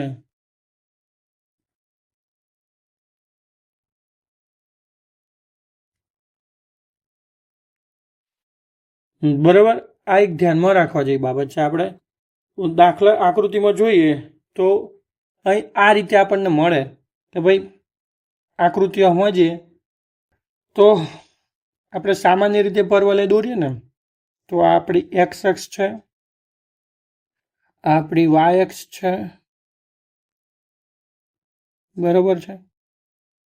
એક્સ અને વાય અક્ષ આ રીતે આપણે દોરી દીધી અને સામાન્ય પરવલયનું આલેખ આપણને આ રીતે મળે.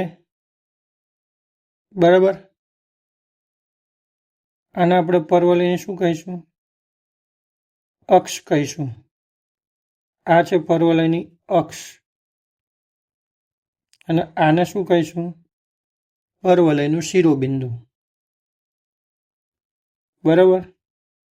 તો શિરોબિંદુ એ જ ઉગમ બિંદુ છે. પરંતુ આપણે જ્યારે દ્વિઘાત સમીકરણ લઈએ તો દ્વિઘાત સમીકરણમાં આપણે આ રીતે દોરી દઈએ. આપણી એક્સ અક્ષ છે, આપણી વાય અક્ષ છે, બરાબર છે. અને અહીંથી એક સુરેખા પસાર કરી દઈએ તો આ કિસ્સામાં આપણને પરવલય આવું મળશે.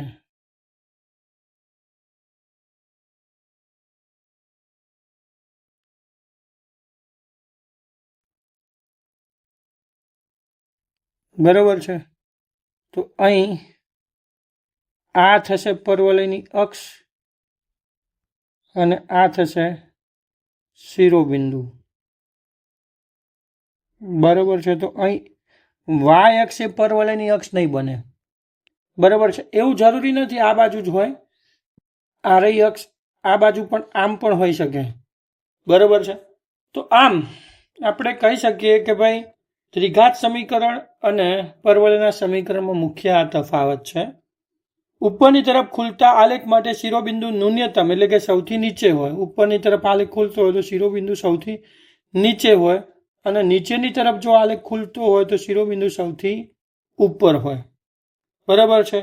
પરવલયનું શિરોબિંદુ શોધવું. તો પરવલયના શિરોબિંદુનો એક શ્યામ શોધવા માટે આપણે દ્વિઘાત સમીકરણનો ઉકેલ શોધવો પડે. શું કરવું પડે? પરવલયના શિરોબિંદુનો, નવી વાત કરીએ તો પરવલયના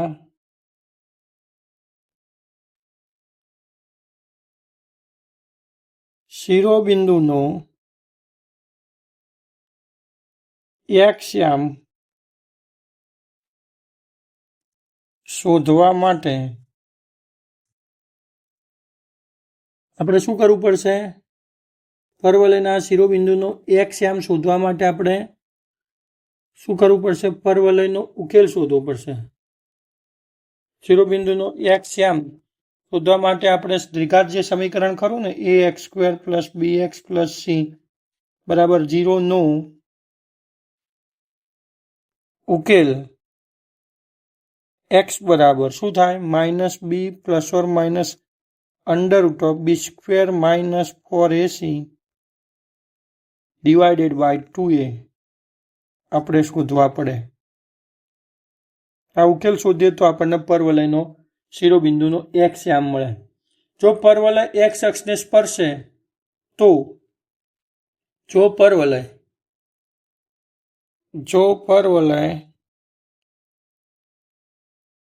x અક્ષને સ્પર્શે તો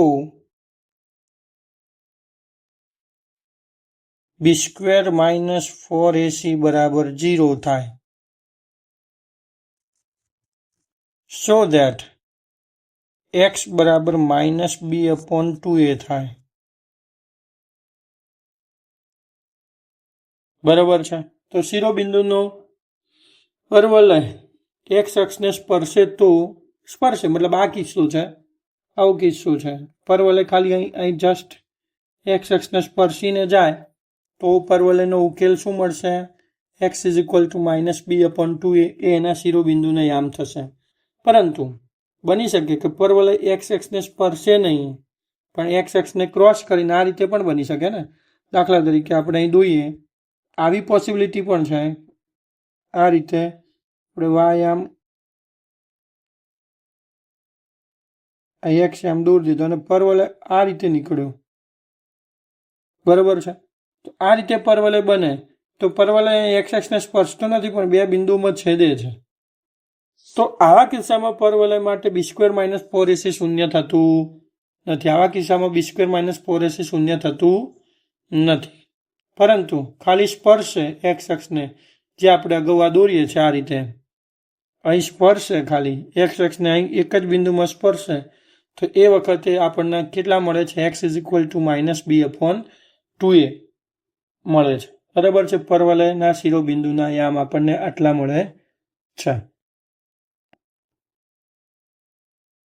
પરવલય દોરવા માટેના કેટલાક સામાન્ય પગલાઓ આપણે ધ્યાનમાં રાખીએ કે પરવલય દોરવા માટેના પગલાઓ.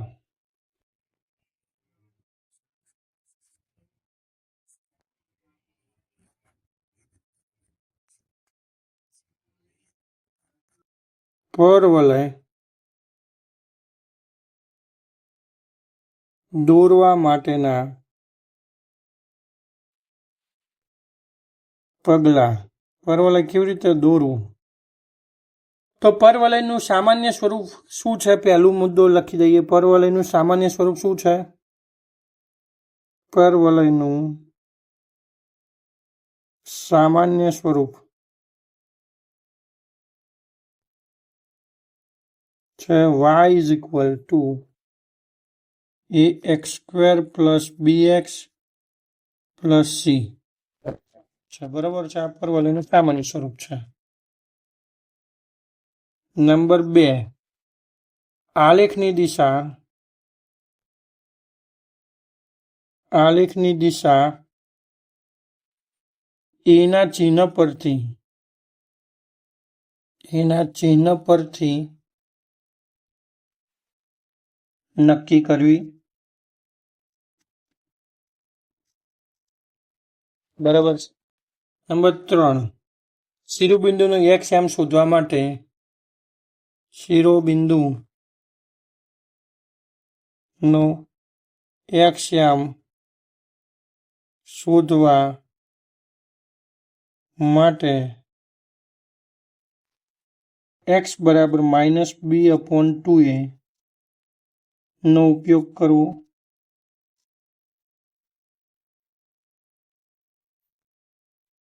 બરાબર છે. ચોથો મુદ્દો છે x ની કિંમત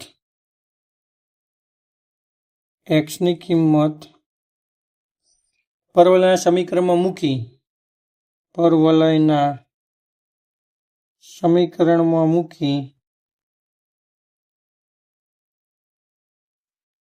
y શોધો. આ બિંદુ x અને y મળી ગયા, તો આ બિંદુ xy શિરોબિંદુ છે.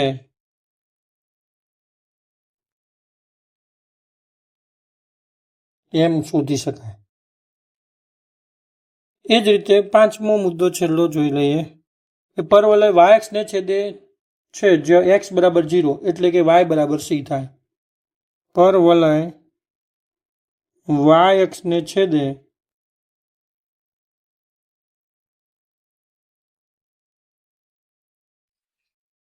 છે, જે બિંદુએ yx ને પરવલય છેદે ત્યાં હંમેશા શું હોય? x = 0 હોય, એટલે કે અંતખંડ મળે બિંદુએ y = c થાય, બરાબર છે. તો આ રીતે આપણે પરવલય દોરવાની કેટલાક બાબતો ધ્યાનમાં રાખીએ છીએ, બરાબર. હવે છઠ્ઠો મુદ્દો જોઈએ તો પરવલય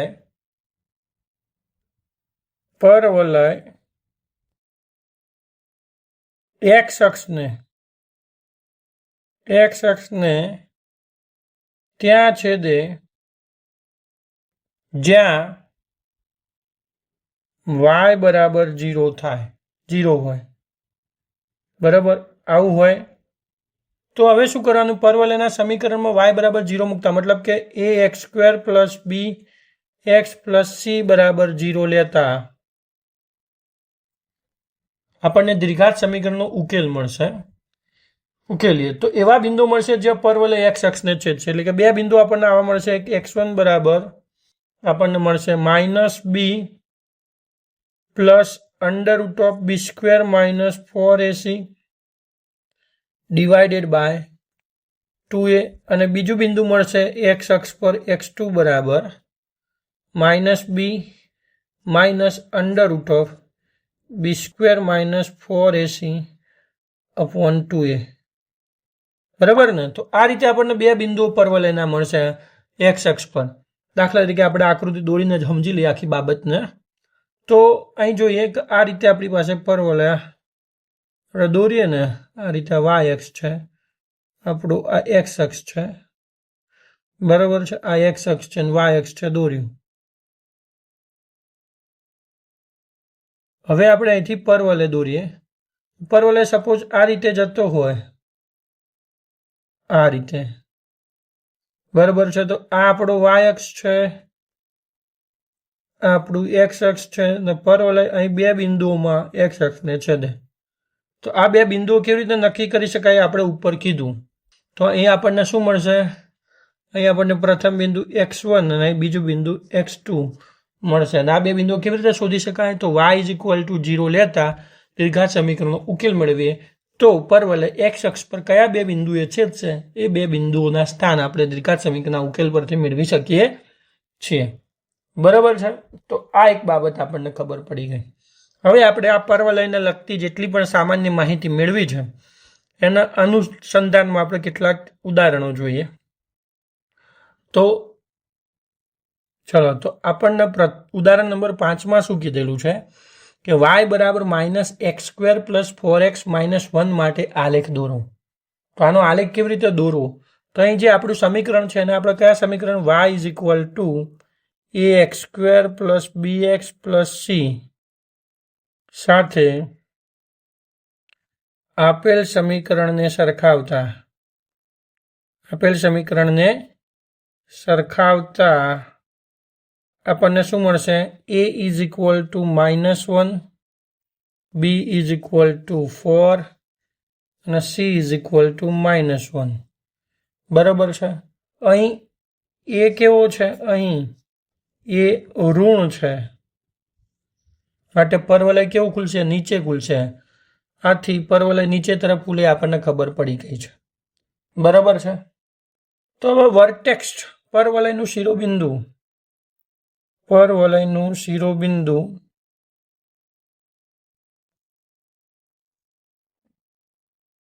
x બરાબર -b/2a વાપરવાનું આપણે. તો b ની વેલ્યુ મૂકીએ, કેટલી થઈ, 4, અને અહીં થાય -2, એટલે આપણો આન્સર આવ્યો 2. એટલે x અક્ષ પર પરવલય ક્યાં, x અક્ષ પરનું પરવલયનું શિરોબિંદુ કયું છે, 2 છે. બરાબર છે? હવે આની વેલ્યુ આપણે સમીકરણમાં મૂકી દઈએ, y = આ છે, એમાં x ની વેલ્યુ મૂકી દઈએ. તો y બરાબર x ની વેલ્યુ એ તો કેટલા છે, -1 છે, એટલે એટલે આ સૂત્ર x² વાળું છે ને, x² તો 2 નો -x² એટલે -2 નો વર્ગ એટલે 4 પ્લસ 4x 4 × 2 8 -1. બરાબર? આ સમીકરણમાં આપણે એક્સની કિંમતો મૂકી દીધી. તો એક્સની આ કિંમતો મૂકી તો આપણને કેટલા મળ્યા, અહીં y બરાબર 3 મળ્યા, -5 + 8 એટલે આપણને 3 મળી ગયા. તો અહીં આપણને શિરોબિંદુના યામ મળી ગયા. પરવલયના શિરોબિંદુ શું મળી ગયું આપણને, 2, 3. પરવલયનું શિરોબિંદુ 2, 3 મળી ગયું આપણને. બરાબર છે? તો આ એક આપણને શિરોબિંદુના યામ પરવલય પર મળી ગયા. હવે આપણે પરવલયને ડ્રો કરવાનો પ્રયત્ન કરીએ. હવે ડ્રો કરીએ એ પહેલાં આપણે પરવલય કયા કયા બિંદુમાં છેદે છે એ પછી જાણીએ. આ સિવાય આપણે x અને yની બે વેલ્યુઓ શોધી દઈએ, x અને y. ધારો કે x બરાબર હું 1 મૂકું, કયા સમીકરણમાં, આપેલ સમીકરણ અહીં x બરાબર 1 મૂકું તો -1 +4 -1 -2 +4 એટલે +2 થાય એટલે મને y2 મળશે.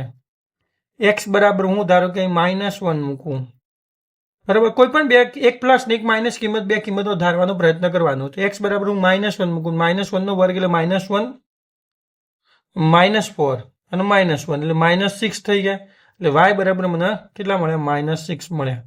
તો આમ અન્ય બે યામો પણ પરવલય પરના બે બિંદુઓ પરવલય, આમ લખો ને 1 2 અને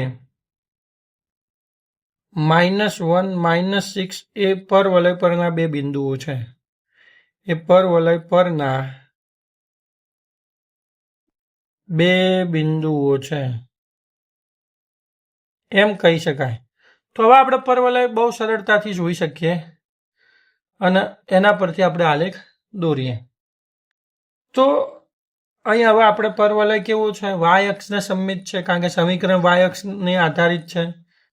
પરવલય y અક્ષને સંમિત છે. પાછું એ ઋણ છે એટલે પરવલય નીચે ખુલવાનો છે. તો આપણે આ રીતે પરવલય દોરીએ. આપણી પાસે દોરીએ આ રીતે y અક્ષ દોરીએ, બરાબર છે. અહીં છે આપણી પાસે આ y અક્ષ. એ જ રીતે અહીં આપણે દોરીશું x અક્ષ, બરાબર. આ આપણું x અક્ષ છે.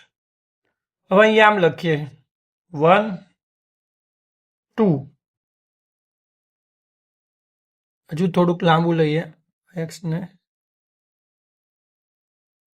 અને 3, બરાબર. y અક્ષ પર આપણે 3 બિંદુઓ દોરી દીધા. એક 1 2 3 નામ આપી દઈએ. આ છે 1, આ છે 2, આ છે 3, બરાબર. એ રીતે અહીં નીચે y અક્ષ પર નામ આપી દઈએ આ રીતે -1 -2 -3 -4 -5 -6 -7 -8.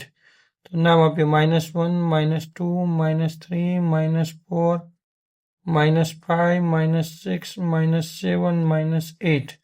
આ રીતે આપણે એનું નામકરણ કરી દીધું, બરાબર છે. આ બાજુ આપણે નામકરણ કરીએ તો આ -1 -2 -3. આ બાજુ નામકરણ કરીએ 1 2 3 4 5 6 7. આપણું x અક્ષ છે અને આપણો y અક્ષ છે. હવે પરવલયનું શિરોબિંદુ પહેલા તો આપણે લખવું છે.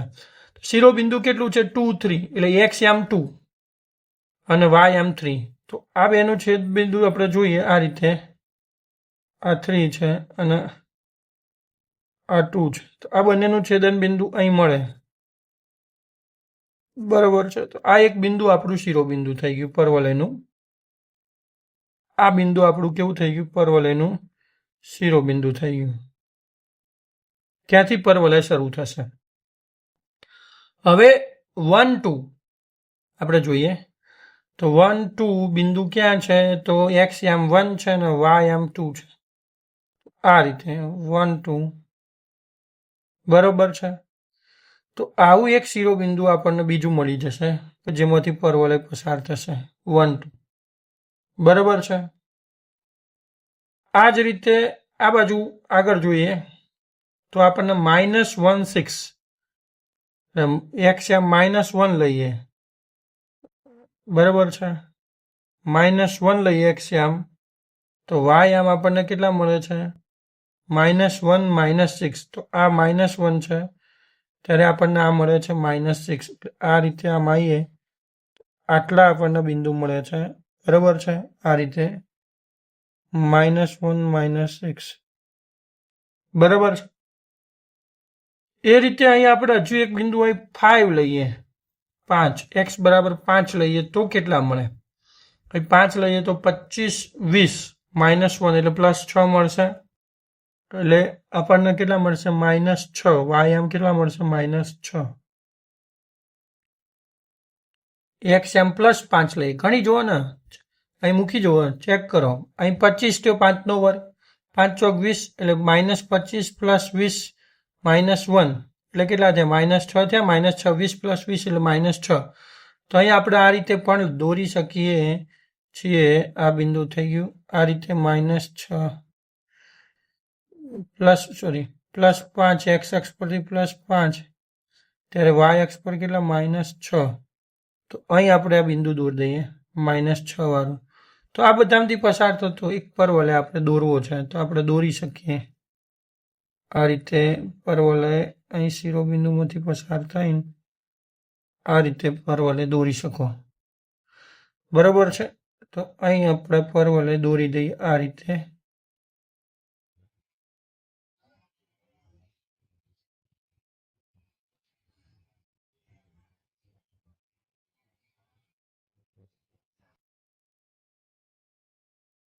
અહીં શિરોબિંદુમાંથી પસાર થતો હોય ને એવો એક પરવલય આપણે અહીંથી આમ કરીને આકૃતિમાંથી આ રીતે એક પરવલય દોરવો છે.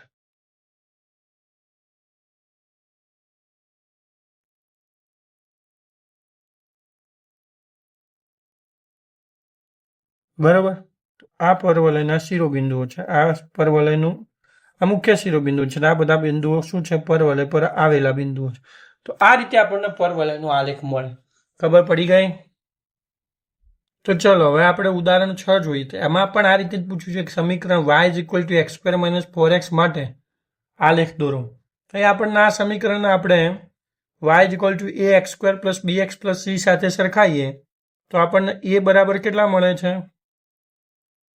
a બરાબર 1 ax² + bx. b બરાબર કેટલા છે? -4 અને c બરાબર આપણને આલેલા નથી એટલે 0 લઈએ છે. બરાબર છે. એનો મતલબ c 0 છે. તો y અક્ષ પર c 0 થશે એટલે બિંદુ y બરાબર 0 થાય ત્યારે ઉગમ બિંદુમાંથી પસાર થાય છે એમ કહેવાય.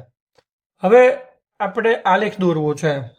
પરવલય આકારનો આલેખ દોરવો છે. પહેલા શિરોબિંદુ આપણે શોધવા પડશે. એટલે શિરોબિંદુ માટે x આમ શોધીએ તો x = -b/2 એ સમીકરણ વાપરીએ તો -4/2 એટલે 2 × 1 = +2. બરાબર છે. અને આ સમીકરણ આપણે મૂકી દઈએ તો y બરાબર આપણને કેટલા મળશે? 2² - 4 × 2 તો 4 - 8 એટલે -4 આપણને y મળશે. બરાબર છે. તો આમ પરવલયનું શિરોબિંદુ આપણને શું મળશે? શિરોબિંદુ આપણને મળશે 2 - 4. બરાબર છે. પરવલયનું શિરોબિંદુ 2 - 4 મળશે. એટલે કે પરવલય ઉપર તરફ ખુલવાનો છે કારણ કે એ પોઝિટિવ છે. એ પોઝિટિવ છે એટલે પરવલય આ રીતે ઉપર તરફ ખુલશે. નીચે તરફ ખુલવાના જગ્યાએ આવું નહીં બને, આવું બનશે. બરાબર છે. એ તો આપણને બેઝિક ખબર પડી ગઈ. હવે આ રીતે આપણે x અને y ના થોડાક વેલ્યુ આપણી રીતે લઈ લઈએ. x અને y. તો પહેલા x બરાબર 1 લઈએ. બરાબર છે. x બરાબર 1 લઈએ ત્યારે y કેટલા મળે છે? x બરાબર 1 લઈએ તો -4 એટલે 1 - -4 એટલે -3 મળશે. આ સમીકરણમાં કિંમતો મૂકીએ છીએ આપણે, બીજું કંઈ નથી કરતા. અહીં 1² - 4x x બરાબર 3 લઈએ ત્યારે y બરાબર -3 મળે છે. x બરાબર -1 લઈએ તો -1² એટલે +1 અને +5 મળે છે.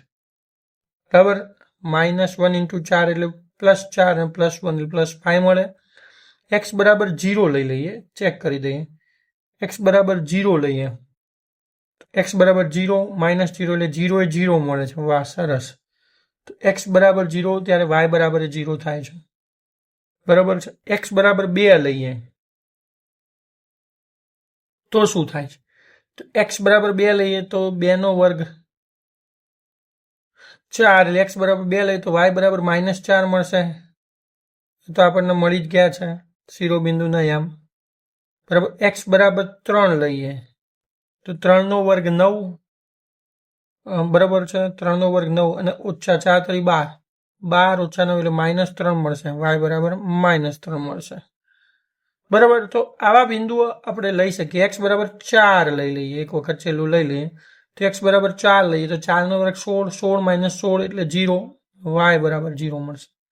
તો આવા થોડાક આપણને આલેખ સરખી રીતે દોરી શકાય એવા 5-6 બિંદુ આપણે લેવાના. માઇનસ લો તો આપણે પ્લસ થઈ જવાનું છે, એટલે માઇનસ લેવાની કોઈ જરૂર નથી. એમાં મેં માઇનસ નથી લીધું કારણ કે આમાં માઇનસ લો તો પ્લસ થઈ જાય, માઇનસ માઇનસ પ્લસ થઈ જાય, એટલે જવાબ પ્લસમાં જ મળવાનું છે. એટલે આપણને વાય અક્ષથી ઋણ એક્સ અક્ષ પર કોઈ આલેખ મળશે જ નહીં. બધો આલેખ ક્યાં મળી જશે? નીચેના ભાગમાં. ઉપરના ભાગમાં આ રીતે આવશે, આ ટાઈપનો આલેખ આપણને મળશે. ચલો દોરીએ એટલે ખબર પડી જાય કેવું આલેખ મળે છે આ બધા બિંદુના આધારે. તો આપણે આ રીતે આપણી વાય અક્ષ દોરી દીધી, એક્સ અક્ષ દોરી દીધી,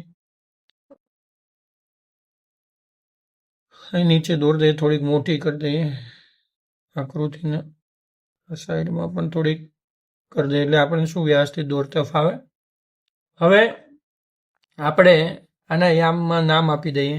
એક કાપો, 1,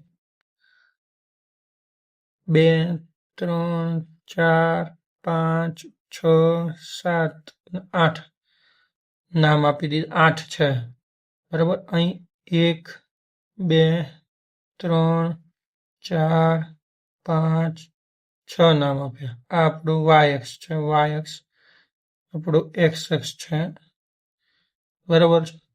આ બાજુ નીચે આપણે નામકરણ કરવું હોય કરી દઈએ. અહીં કરી દઈએ -1, -2, -3, -4, -5, -6. -1, -2, -3, -4, -5, -6 બરાબર. તો આ રીતે આપણે નામકરણ કરી દીધું. હવે નામ લખ્યા નથી, અહીં લખી દેવાય, પણ લખવા નહીં, તમારે સમજી લેવાનું છે. 1 કાપો બરાબર 1 થાય છે. તો હવે આપણને શું પૂછ્યું છે એ પ્રમાણે આપણે દોરીએ આકૃતિ. તો આપણને શિરોબિંદુ કેટલા છે? 2, -4. તો આપણે શિરોબિંદુના યામ શોધીએ કે ભાઈ એક્સ અક્ષ પરનો 2 અને વાય અક્ષ પરનો -1, -2, -3, -4. આટલા ક્યાંક શિરોબિંદુ આવશે 2, -4 બરાબર. તો આપણે 2, -4 શિરોબિંદુ મળી ગયું. હવે બીજું 1 બરાબર લઈએ, એક્સ બરાબર 1 લઈએ તો વાય બરાબર 3 મળે, -3 એટલે બીજું બિંદુ અહીં ક્યાંક આવવાનું છે બરાબર. આ થોડુંક નીચે આ બાજુ લઈ લઈએ. હા, તો આ રીતે 2 બિંદુઓ મળી જશે. પછી એક્સ બરાબર -1 લઈએ તો એક્સ બરાબર -1 લઈએ તો વાય બરાબર કેટલા છે? +5. 1, 2, 3, 4, 5 એટલે કે આટલા ક્યાંક બિંદુ આવે છે. એક્સ બરાબર -1 લઈએ તો આટલા આવે છે બિંદુ. પછી એક્સ બરાબર 0 તો વાય બરાબર 0 એક બિંદુ અહીં આવે છે. પછી એક્સ બરાબર 2 તો -4 આવી ગયું, એક્સ બરાબર 2 એ -4 આવી ગયું. પછી એક્સ બરાબર 3 લઈએ તો વાય બરાબર આટલા -3 આવે છે અહીં, એટલે થોડુંક આ બાજુ અહીં આવે છે બરાબર. અને એક્સ બરાબર 4 લઈએ તો વાય બરાબર 0 આવે છે. તો આ બધામાંથી પસાર થતું એક આલેખ દોરી દઈએ આપણે બહુ સરળતાથી. તો અહીંથી આપણે આ રીતે પસાર થતું એક પરવલયાકાર આલેખ દોરી શકીએ છીએ. આ રીતે પસાર થતો એક પરવલયાકાર આલેખ દોરી શકીએ. તો આવો આપણને એક આલેખ મળશે પરવલયાકાર બરાબર છે. આ પરવલયાકાર આલેખ આપણને આ રીતે મળશે. થોડુંક વ્યવસ્થિત, હજુ એક વ્યવસ્થિત રીતે થોડુંક દૂર દઈએ. આ રીતે જોઈએ તો આ રીતે પસાર થાય છે, આ રીતે આ બિંદુઓમાંથી પસાર થાય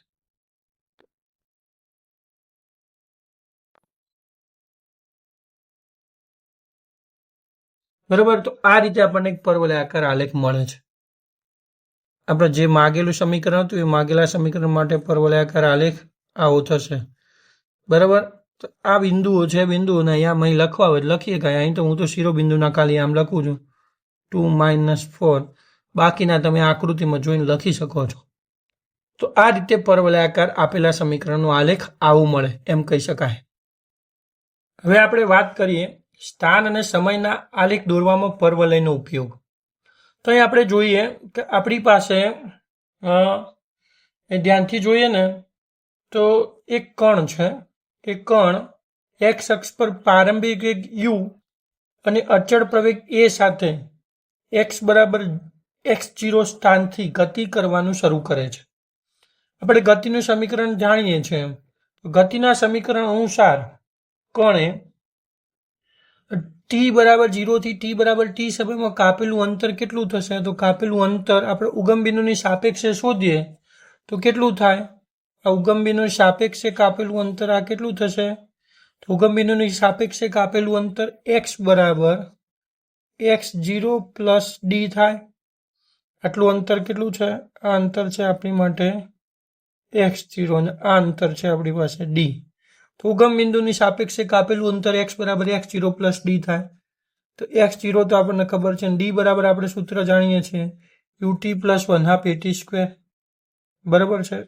અહીં ut પ્લસ 1/2 at સ્ક્વેર. તો અહીં લખીએ કે ut પ્લસ 1/2 at સ્ક્વેર આ અચળ પ્રવેગી ગતિનું સમીકરણ છે. બરાબર છે. તો આટલું મળશે આપણને. તો હવે આ જે સમીકરણ છે એમાં તમે જુઓ તો આ સમીકરણમાં આપણે ધ્યાનથી જોઈએ ને તો t એ સ્વતંત્ર ચલ છે અને t બદલાય એના આધારે x બદલાય છે. એટલે x એ પરતંત્ર ચલ છે અને t એ સ્વતંત્ર ચલ છે. મતલબ x અક્ષ પર t સમય t દોરવો પડશે અને y અક્ષ પર તમારા સ્થાન x દોરવું પડશે. આલેખ દોરશો એટલે y અક્ષ પર x આવશે અને x અક્ષ પર સમય t આવશે. બરાબર છે. એ આપણને ખબર છે. હવે આ જે સમીકરણ છે એ સમીકરણ કોના જેવું છે? તો આ તો પરવલયનું સમીકરણ છે ને, y is equal two ax² plus bx plus c, અથવા તો આના રીતે પણ લખી શકાય c plus bx plus ax² સાથે સરખાઈએ કાંઈ ને. તો આ તો આના જેવું જ છે ને સમીકરણ. તમે જુઓ અહીં c તરીકે શું છે આપણી પાસે x0, x તરીકે શું છે સમય t અને બરાબર છે. a તરીકે આપણી પાસે પ્રવેગ a છે. બરાબર, પ્રવેગ a છે અને b તરીકે આપણી પાસે u છે. તો આ રીતે આપણે દર્શાવી શકીએ છીએ. બરાબર.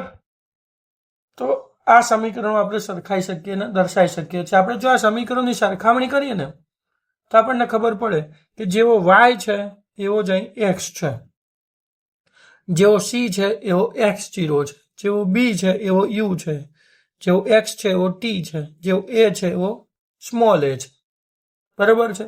આપણે સરખાઈ શકીએ અને પછી આપણે આ રીતે સમીકરણ દોરીએ, આલેખ દોરીએ તો અહીં આલેખ પર જેમ y અક્ષ ને x હતા એમ y ના જગ્યાએ શું આવશે? x અને x ના જગ્યાએ શું આવશે? t. તો આવો આલેખ આપણે દોરી શકીએ. હવે આપણે જોઈએ તો શું કહે છે કે જે કોફિશિયન્ટ ઓફ x², આ x² નો સહગુણાંક જે a છે એ કેવો હોય?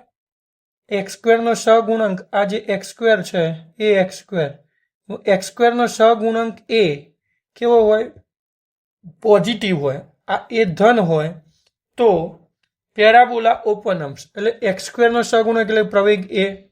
તો આપણને શું થાય? પ્રવેગ એ પોઝિટિવ હોય.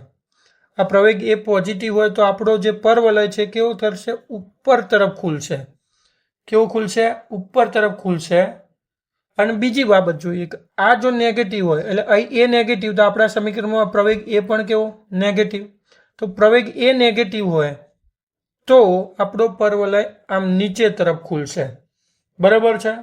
એ ધ્યાનમાં રાખવા જેવી બાબત છે કે આપેલા સમીકરણમાં એ ધન હોય તો આપણો આલેખ આ રીતે કરીને આમ ઉપર ખુલશે અને જો નેગેટિવ હોય તો આપણો આલેખ નીચે આ રીતે જ કરીને આ રીતે નીચે ખુલશે. બરાબર. હવે જોઈએ આ સરખામણી કરી આપણે. બરાબર છે. આ બે સમીકરણો સરખામણી કરીને આલેખ કેવી રીતે દોરી શકાય એ આપણને ખબર પડી. તો આપણે આકૃતિ દોરીને સમજીએ કે ભાઈ પ્રારંભિક વેગનું ચિહ્ન ઋણ છે. આપણને ધારો કે પ્રારંભિક વેગ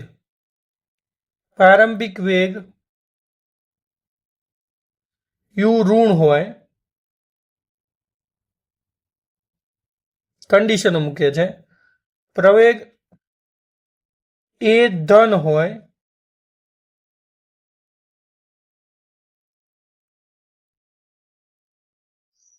બરાબર છે. પ્રવેગ એ ધન હોય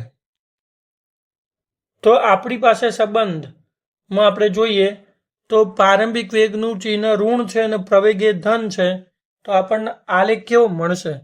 તો આપણને પરવલયાકાર આલેખ આ રીતે મળશે. તો દોરીએ તો અહીં ક્યાંકથી શરૂ થશે, અહીંથી શરૂ થઈને આમ થઈને આ રીતે આલેખ મળશે, પરવલયાકાર આલેખ. બરાબર છે. આપણું પ્રારંભિક વેગ છે. અહીં આપણે શું દર્શું? સ્થાન એક્સ દર્શીશું. એક્સ અહીં સ્થાન, શરૂઆતનું સ્થાન છે x0, એ સમય છે t, અને આપણે શું લખીશું? એનું ચિહ્ન ધન છે, તેથી પરવલય ઉપર તરફ ખુલે. એનું ચિહ્ન કેવું છે? ચિહ્ન ધન છે, માટે પરવલય કેવું ખુલશે? પરવલય ઉપર તરફ ખુલશે, ઉપર તરફ ખુલે. બરાબર છે. આ જ રીતે વાત કરીએ તો એનું ચિહ્ન ઋણ હોય. બરાબર છે. પ્રવેગ ઋણ હોય તો શું થાય? પ્રારંભિક વેગ કેવો છે? ઇનિશિયલ વેગ, પ્રારંભિક વેગ ધન હોય. હવે જો પ્રારંભિક વેગ કેવો છે? ઋણ છે, એટલે સ્થાન શરૂઆતમાં ઊંચું છે, પછી સ્થાન કેવું આવે છે? નીચું આવે છે, પછી પ્રવેગના લીધે પાછું સ્થાન, એટલે કે કણ કેવું સ્થાન કરે તમે સમજો. આમાં શું છે? કણ અહીં x0 છે, x0 થી કણ પાછું આવશે, પાછું આવીને પછી પાછું આમ વળીને પછી આ બાજુ જશે. આવી કન્ડિશન આપણે દોરીએ છીએ. બરાબર છે. તો અહીં આપણે આ રીતની કન્ડિશન દોરીએ છીએ. હવે આપણને શું કહે છે? કે પ્રારંભિક વેગ ધન હોય, એટલે કે પ્રારંભિક વેગ u, પ્રારંભિક વેગ u ધન હોય અને પ્રવેગ એ ઋણ હોય, ત્યારે આપણને દોરીએ આલેખ.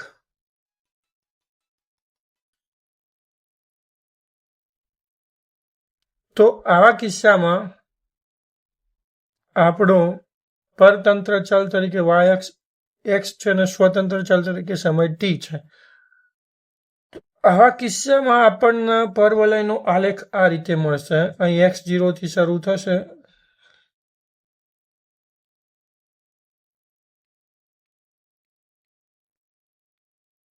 બરાબર.